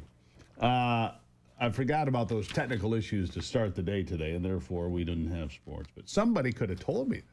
Because, hey, Grube, got no sports. I do have this for you, though. Major announcement coming from the Oval Office today, apparently, at 4:30. Donald Trump is going to make a major announcement at 4:30 today. What is that about, I wonder? Could be interesting. Major announcement from the Oval at 4:30. What is that about? Let's find out. Anyhow, Adam Schiff, this federal investigation, I was talking about this. Yeah, the news just broke yesterday. The Federal Housing Finance Agency has sent a criminal referral to the Department of Justice, alleging that Adam Schiff on multiple occasions, not just one, multiple occasions, falsified bank documents, falsified property records to acquire far more favorable loan terms. Isn't this the same sort of thing that they trumped up on Donald Trump in an effort to get him in hot water? I think it is. In a 2011 affidavit signed by then California Congressman Schiff, he certified that a property in Montgomery County, Maryland was his primary residence. Of course, it wasn't. He owns a condo in Burbank, California, which he has also claimed as his primary residence as recently as 2023 during his campaign for the United States Senate. Schiff's office not returning any phone calls. The director of the UFHFA sent a letter to Attorney General Pam Bondi and Deputy Attorney General Todd Blanche in May, citing alleged misconduct, criminal misconduct. Based on media reports, Mr. Adam B. Schiff has in multiple instances falsified bank documents and property records to acquire more favorable loan terms, impacting payments from 2003 through 2019 for a Potomac, Maryland-based property. So it's an ongoing scam. All right, we got a lot more coming up after the break here. Good to have you here. It's a Wednesday. Ron Rademacher will be around. Not too long. And Tom Tiffany, the congressman from Wisconsin, still to come.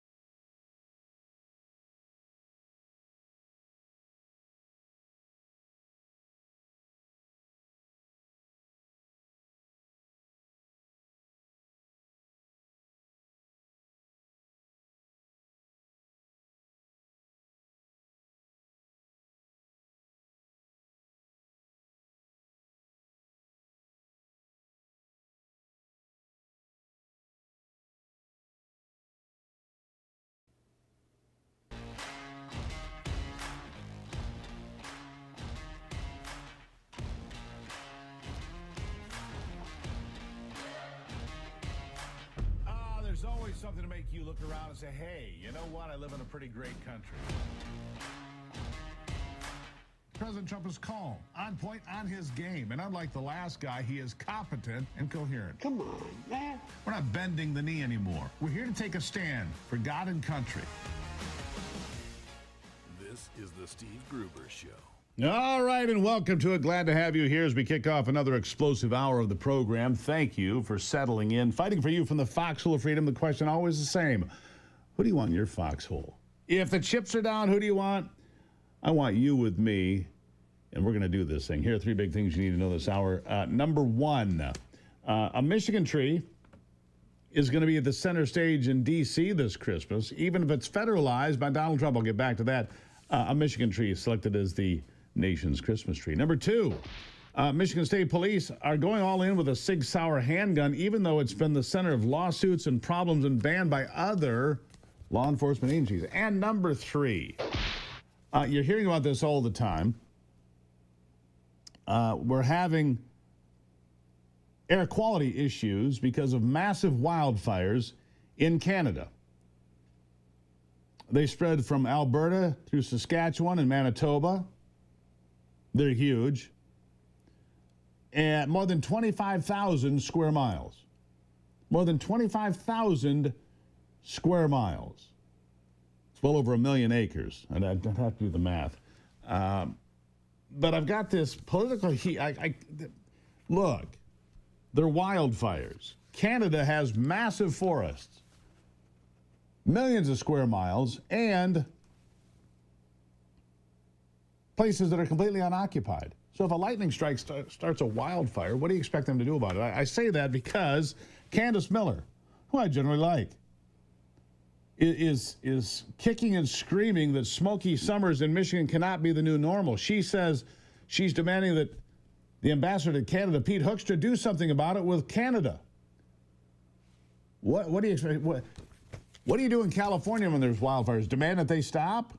I'm sure the people of Pacific Palisades would have appreciated that. What about on Maui? Just demand the fires stop. This is not acceptable. Throw a fundraiser so that they can take all the money. Yeah. Fire concerts. Yeah. Nice thing. The Canadian government needs to be more aggressive because summer season shouldn't be fire season. Every year for tens of millions of people on both sides of the border inhaling bad air. What do you exactly expect them to do about it, Miss Miller? I mean, this is about the most foolish damn thing I've ever seen. Who penned a letter? John James. I'm sorry, Mr. James. I like you. But this is just stupid. Wrote a letter to the Canadian Prime Minister Mark Carney imploring him to take action. Canada is our closest ally and most important trading partner. But their out-of-control wildfires are polluting Michigan's air and choking our communities. Oh, what do you want them to do about it? 35 million people live in the whole country, right? And hold on, it's mind-blowing to me. It really is mind-blowing to me. I got to pull something up here because I want you to know something here. The biggest fires are in Manitoba and Ontario, right? Manitoba and Ontario. Manitoba's got a tremendous amount of the fires, which means it's basically straight northwest of Michigan and New York City and Pennsylvania. And so when the air comes down, it's going to bring all that smoke with them. Let me see. How many people live in Manitoba? I'm going to guess less than 5 million, right? It's a giant place. It's bigger than Montana. And they want to demand, let's see, 1.4 million people live in all of Manitoba. 1.4. More people live in greater Detroit than live in this giant province of Manitoba. American families deserve clean air and a neighbor who takes our security and health concerns as seriously as Canadians expect us to take their sovereignty concerns, said John James. What would you have them do about it exactly? Buy more tanker planes? It's 25,000 square miles of fire. 25,000 square miles of fire. Let me just give you an idea. I got to look this up too. Because It's just, this is just so silly. Yes, they have fires sometimes. And just to, by the way, that is 16 million acres. I was way off. 16 million acres of wildfires in Canada currently.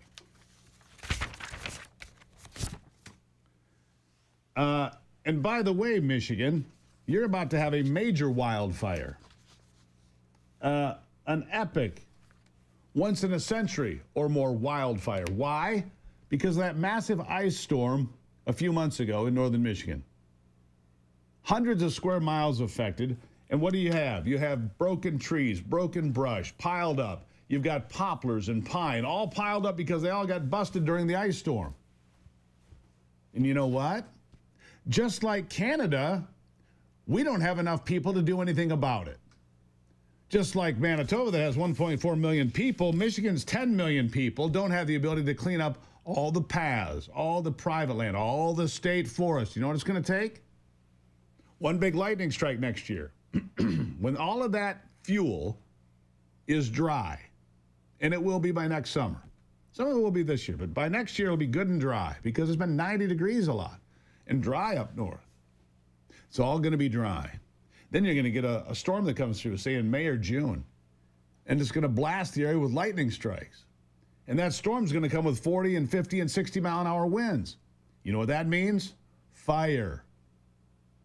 1881 was the last time you had a fire burn from Lake Michigan to Lake Huron, and it's coming.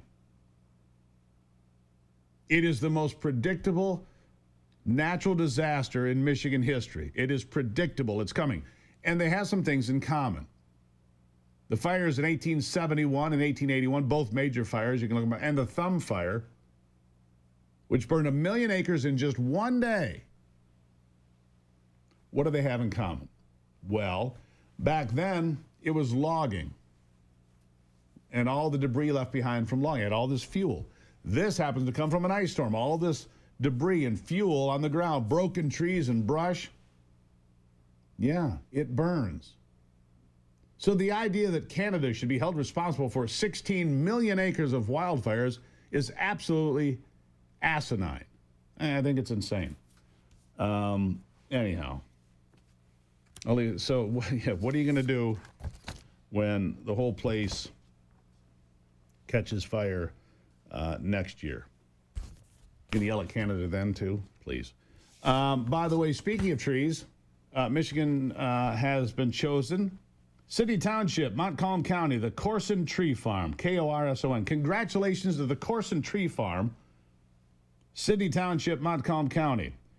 They'll be supplying the 2025 White House Christmas tree for the Blue Room.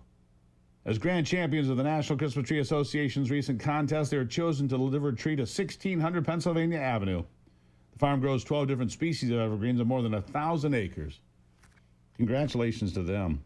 A huge thank you to our team for helping us with this achievement. We cannot thank everyone on the farm enough. That's something you put on your wall. That's a trophy that you cannot have taken away. Congratulations today to Corson's Tree Farm in City Township, Michigan. God bless you for being good folks and good representatives of the great state of Michigan, the best state in the union. Ron Rademacher's next. He'll represent this state pretty well, too, on the Michigan back roads next.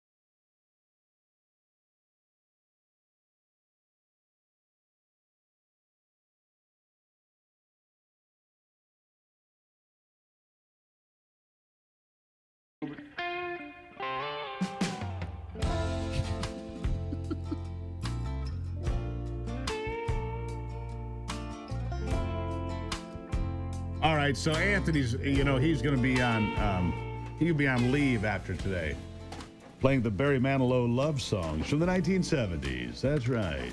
Smooth moves, just like X-Lax. Ron Rademacher's joining me. He is on the Michigan back roads. He's jamming to the Barry Manilow groove as well. I mean, you know how bad it is, Ron? I can hear Anthony in there cackling like an old chicken. He's laughing so hard. Yeah. Because he knows I hate this kind of music. I just want to, just smash my radio. So he's torturing you the day before he goes on leave. I was setting the mood for you guys. Yeah. Very romantic, walking the beach, holding hands. Yeah. Anyhow, Ron, Ted how are you? Nugent, AC/DC, something like that might be a little bit better. Chris Stapleton, I can go with that. Yeah, agreed. Totally agreed. Anyhow. All right, Ron. I got a couple of important listener shout-outs. I can't miss these. Brian from the Colonial Golf Club in Hart. Hope you're listening. I promise you we say hello. And Adolpha Dowling was next to me at the Belle Isle Art Fair. Amazingly, they had what they were calling the right-wing artist corner. There were two of us at the whole thing. There were two conservative artists. So hi, Adolpha. Hope you did well. There you go. Well done. Important note for you, Steve, and for Anthony, whoever. Next Wednesday and the Wednesday after, I will be reporting from the road. So I'm not sure how much technology I'll have with me because we're headed to the Western Upper Peninsula to explore some places even I haven't been. What? Yeah. Places you've not been? Ron, say it isn't so, Ron. There are still places that in Michigan that I have yet to inflict myself on. I heard something. I heard something once, and I don't know that it's true, but I heard, maybe I read it, whatever, that by the time you're 40 years old, 80% of your first experiences are behind you. I don't think that's true. I think you're going to go prove them wrong again in these places, because these will be first experiences for you. And I think that how sad is that? 80% of your first experiences are behind you by the time you're 40. I think we need to work harder around here for my entertainment. I've heard that statistic. It astonished me. And I have people ask me all the time, well, are you going to go and do this for another state? Are you going to? And I tell them, I will not be able to finish Michigan in this go around. That's right.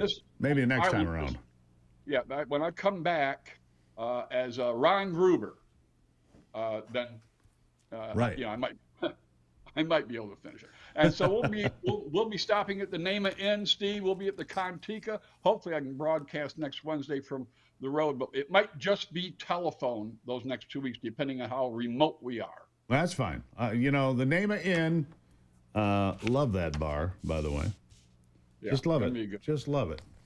Stay there once. Talking about great fun outdoors, Hastings in the southern lower peninsula has their Great Lakes Longbow Invitational this weekend. Tomahawk throwing is included, breaking clays with bows and arrows. There'll be all kinds of competitions. It's live, it's real bows and arrows, plus they'll have some of those 3D things, and they'll have a coached children's range.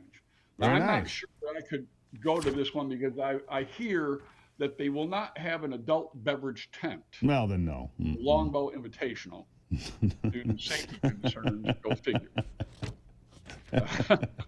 Careful with that axe, Eugene. Okay, yeah, you want to be careful. Helga's looking for the tomahawk throwing competition. Flaming tomahawks only. Yeah, there won't tomahawks, by the way.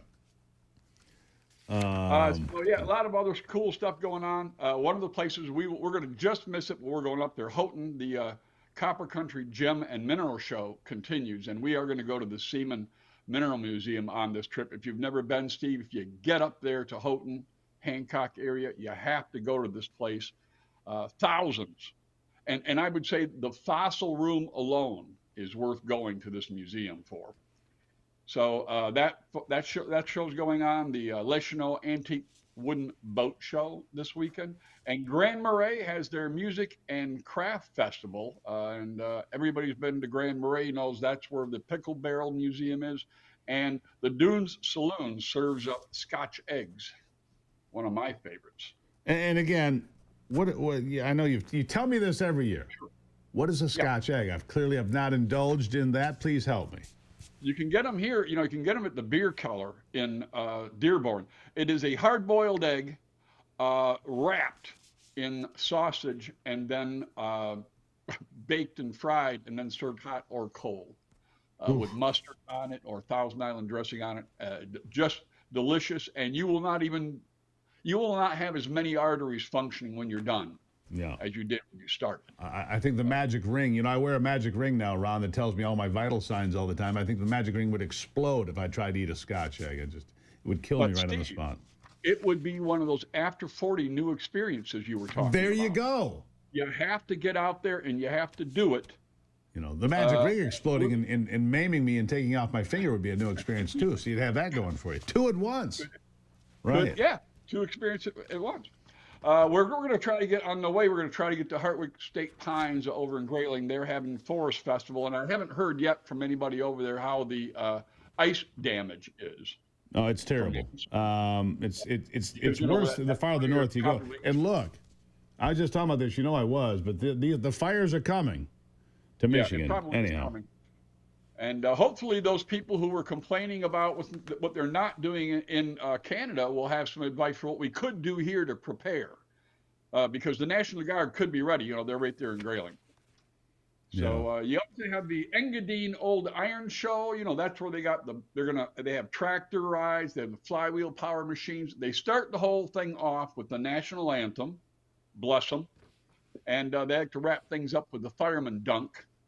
So, you can't get more down home than that. And Dexter Days down in Dexter, just so you know, all the action is not up north. If you've not been to Dexter, beautiful little town down in the southeast part of Michigan with a great water trail going right by the edge of downtown. You can park your kayak, go into town, get some lunch, do a little shopping, and go back out and paddle some more.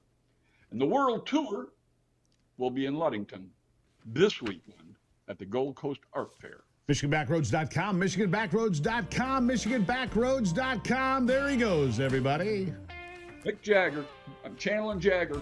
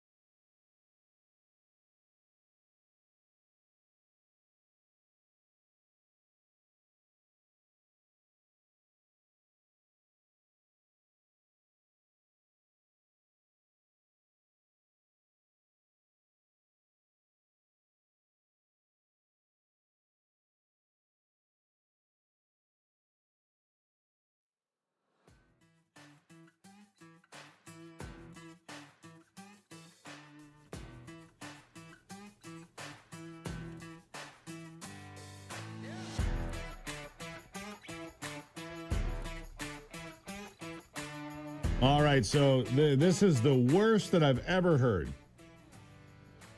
This is the worst that I've ever heard about a passenger on a plane losing their mind. Virgin Atlantic, a passenger threatened to rape the flight attendant, blow up her hotel room, and kill her and have her dragged out and gang raped. Yeah, drunk and wealthy with no common sense. The Virgin Atlantic flight, he was flying first class, was Salman Iftikhar. Salman Iftikhar sentenced to 15 months in jail yesterday for his vile threats directed at the cabin crew aboard a Virgin flight from London to Pakistan. Don't tell me what to do, you racist effing B. I know where you're from, in Cardiff, he screamed during the flight. He was 37 years old, chugging liquor in the in-flight bar when he reached over the counter and began grabbing ice for himself. Do not tell me what to do, you effing B. Then he tried to fight one of the male flight attendants. His wife tried to come and settle him down. She was told not to interfere. Do you know who I am? F off. You should know who I am. Come on, you heard me. It just gets worse. Anyhow, I mean, I can't even, this is all bleeped out in the New York Post. You will be dragged from your hair, from your room, and gang raped and set on fire, he told the attendant. One of the attendants took 14 months off from work, completely traumatized. I am a strong, brave, happy stewardess. I love my job. I am well known within the company. I've been flying with Virgin Atlantic for 37 years. I was working when all flights were grounded on 9/11. I've even flown into a war zone, but this incident has broken me. She said in a victim impact statement, never in my entire career for 37 years have I not been sure what to do. I've had the best career for 37 years, but he has taken that away from me. Oh, he's getting sued. Mr. You know who I am? Well, we're going to know who you are shortly. Arrested at his $1.2 million home in England. More after this.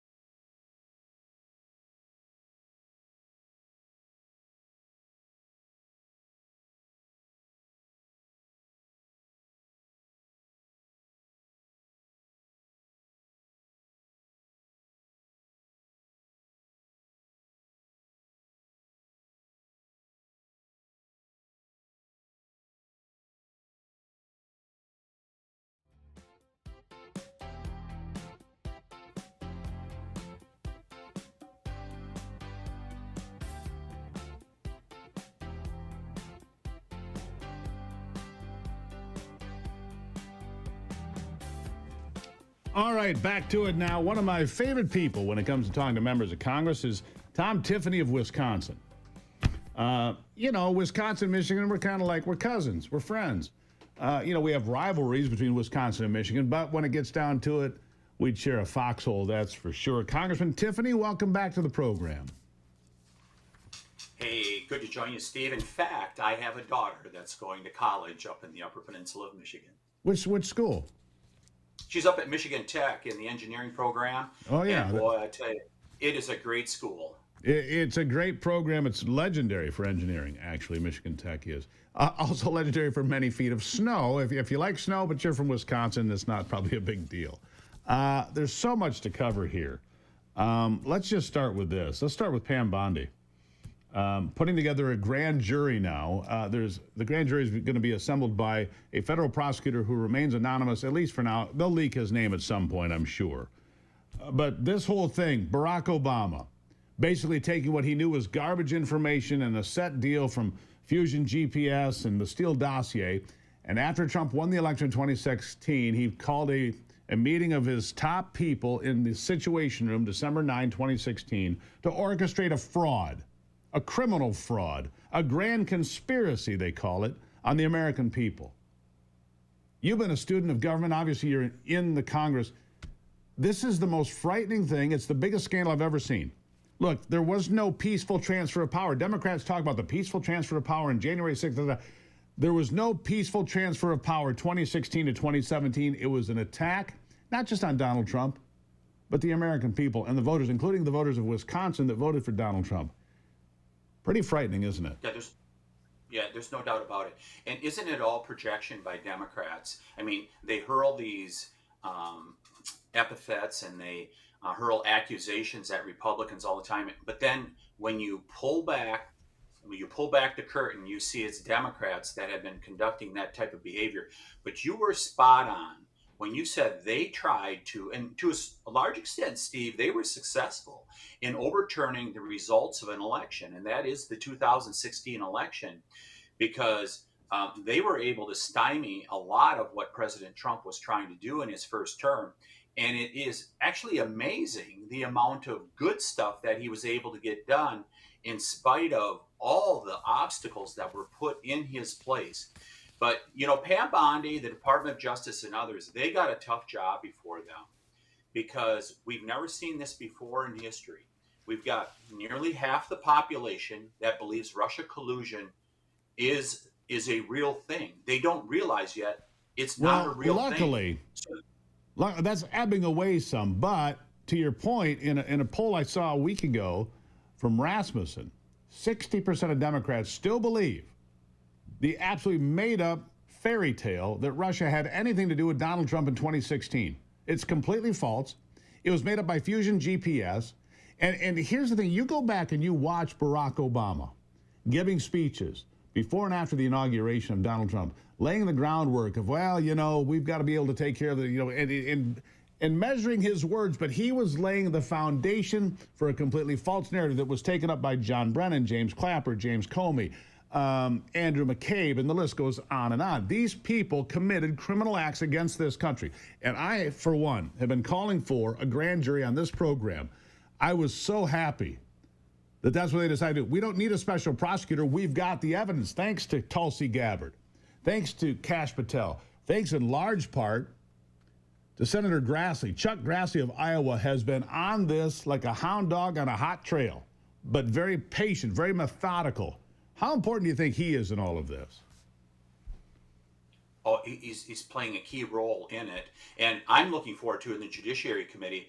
My understanding is when we come back in September, sometime this fall, we are going to have Pam Bondi and Kash Patel before our committee, which happens on a regular basis once or twice a year. And you can bet they're going to get a lot of questions in regards to this issue because people want accountability, and President Trump has promised people accountability. Yeah, absolutely. All right. So, I mean, the crime here, I mean, and this is truly what I think, Congressman. In order for us to have faith in our institutions again, look, the FBI was involved with this. James Comey, the same guy that prosecuted Martha Stewart for committing no crime at all. This same guy, this is his whole career. He goes after people that haven't committed a crime. Oh, well, she lied to the FBI. She did? I don't think so. Hillary Clinton, she should be allowed to go free. No, I don't think so. Look, Hillary Clinton's in jeopardy here. Oh, and by the way, they just got subpoenaed too, didn't they? James Comer, your colleague, right here, subpoenas the Clintons and the Oversight Committee and the Epstein probe.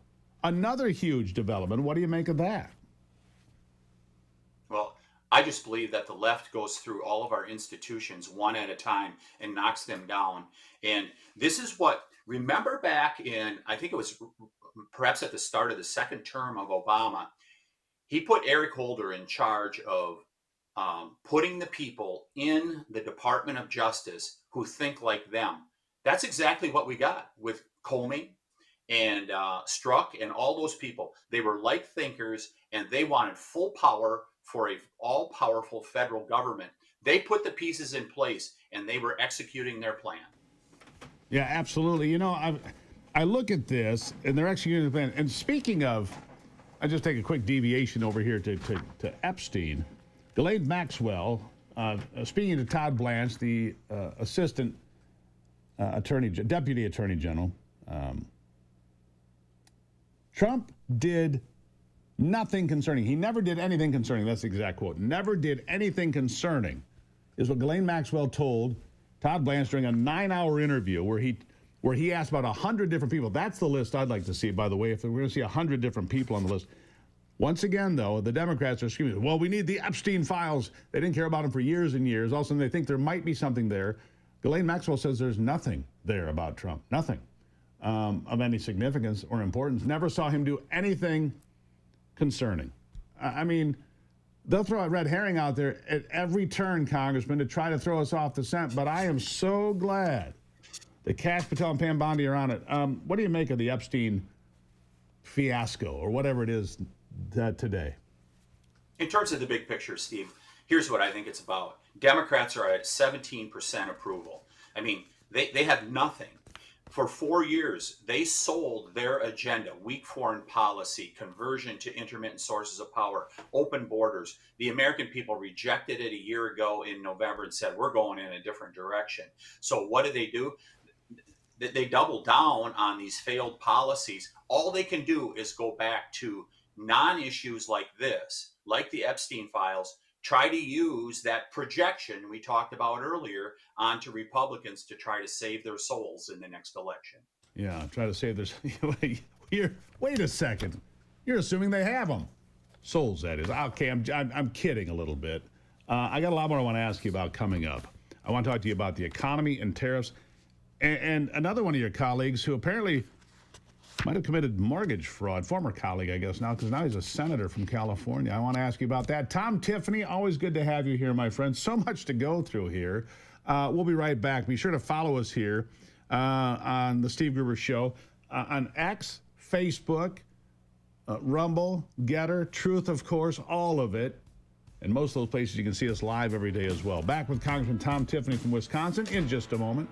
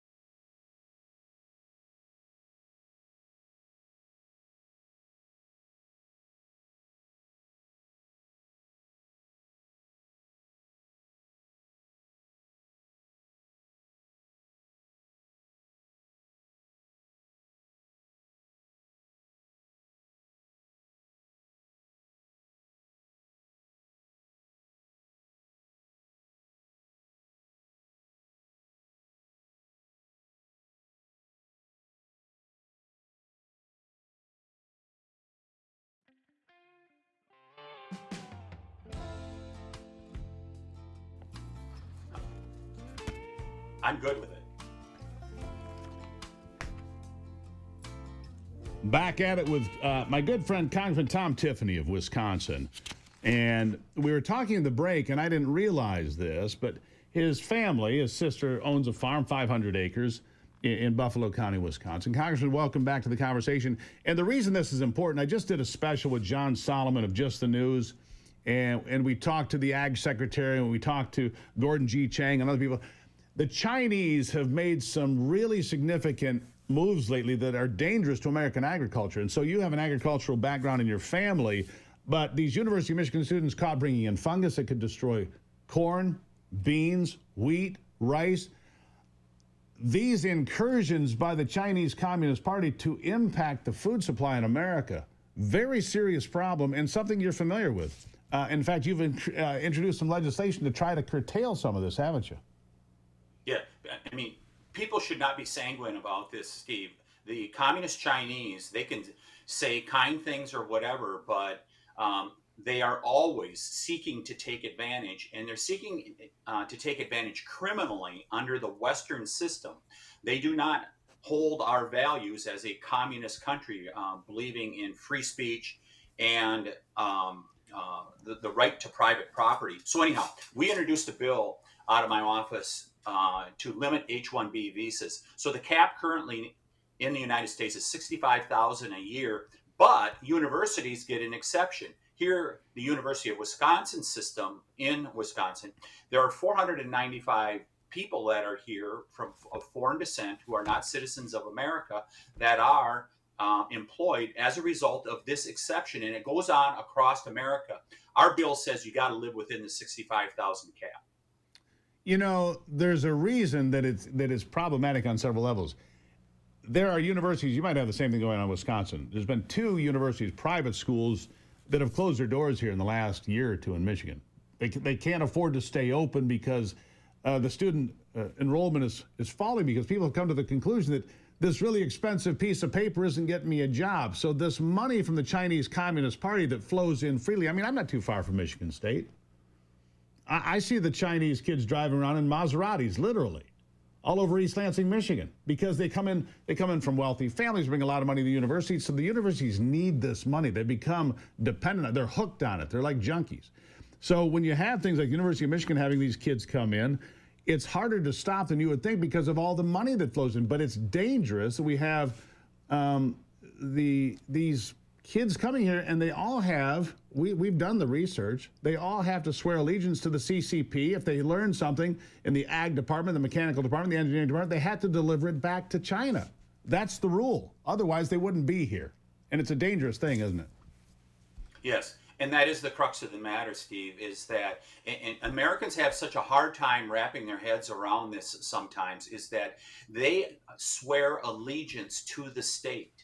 This is not like the United States of America. Communism is antithetical to the American ideal. And so many Americans just assume that other countries adopt our ideals and that they believe in them. No, you have to report as a Chinese student here in America. You are required not only to do that, to take that research back to them, but you have to seek out information and take it back to the state. It is your duty. You have to do that. Yeah. It's your duty, it's your responsibility, and if you don't, they've set up these Chinese police stations we've heard about. You might think, oh, that's just a conspiracy theory. No, it's not. They found them in New York and Los Angeles and elsewhere. They have, you can call it whatever you want. How about we just call them enforcers? Enforcers that come here. Now, look, you had the University of Michigan kids that got busted up at Camp Grayling, the biggest training facility for the United States military in the country, taking pictures during the Taiwanese U.S. military exercises. 5 kids, oh, we're journalists. No, you're not. You're students, and they got bounced out. These other guys coming in with fungus that could destroy our food crops, and that's just what we know about.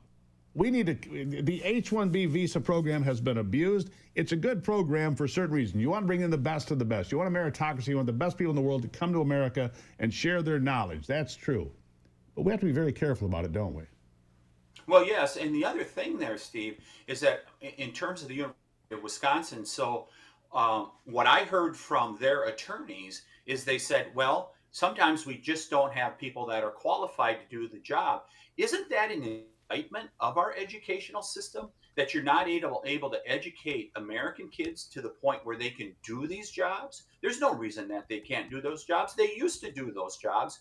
It is much more convenient for them just to take the easy path, use the exception in the H-1B program, and bring them into America and into Wisconsin. Yeah. It's an important consideration. And then you have to wonder, and I go back because, and I'm going to finish with this. The auto pen scandal I thought was the biggest scandal in American history until we learned what we've learned in the last few weeks about Barack Obama and everything that's turned out to be true in that regard. But Joe Biden and his administration were very weak on China. And I think that's a huge consideration. By the way, another friend of mine, Andy Biggs, could be the Arizona governor, Congressman Andy Biggs, has introduced amendments to change the 25th Amendment. And he says that there should be ways to intervene more proactively if you know that the chief executive is out of sorts. I'll just be kind. Your thoughts? I have to study Representative Biggs' bill.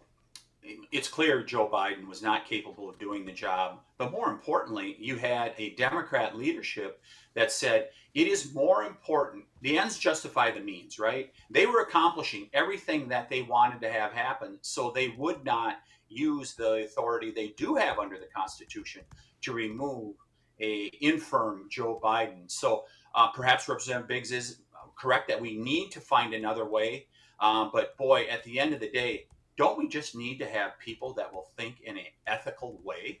Wouldn't that be something? And Congressman, that's why I've been on this program pounding my hand on the desk saying we have to have people held accountable in this whole scandal with Barack Obama and elsewhere. People have to go to jail because in order to get accountability and faith back in our institutions, we've got to hold people accountable. Otherwise, we'll never have faith in our institutions. I got to leave it there, Congressman. Always appreciate you being here, sir. Thank you. Have a great day, Steve. There you have it. Tom Tiffany, good man from the great state of Wisconsin. We'll wrap things up right after this.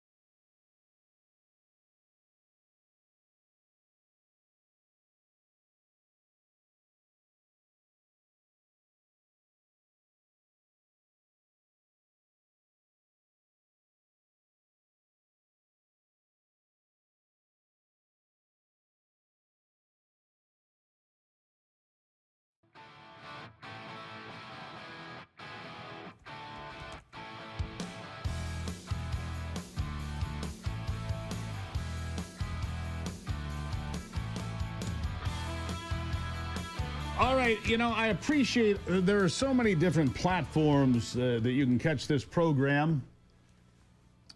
So many different places. But I want to give a special shout out to the folks on YouTube today. YouTube, we began going live there just recently. And it's growing. It's all growing. It's a movement here, right? And it's a movement of telling the truth. And so for Jesse, Mark, and Ken, you guys are on there talking today. We appreciate you. And we appreciate you growing the movement. Tell the folks, come on in. The water's fine. Gruber's just going to tell the truth. If that offends you, well, go watch MSNBC where they can tell you fairy tales. All right? But Jesse, Mark, Ken, I appreciate you. And all the folks. I appreciate all of you.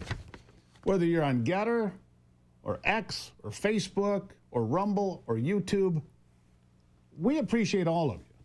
Anthony jumps in sometimes and will make a comment here and there, but I just want to say thank you from me to you, all right? Because in order for this to be successful, we have to have you here, right?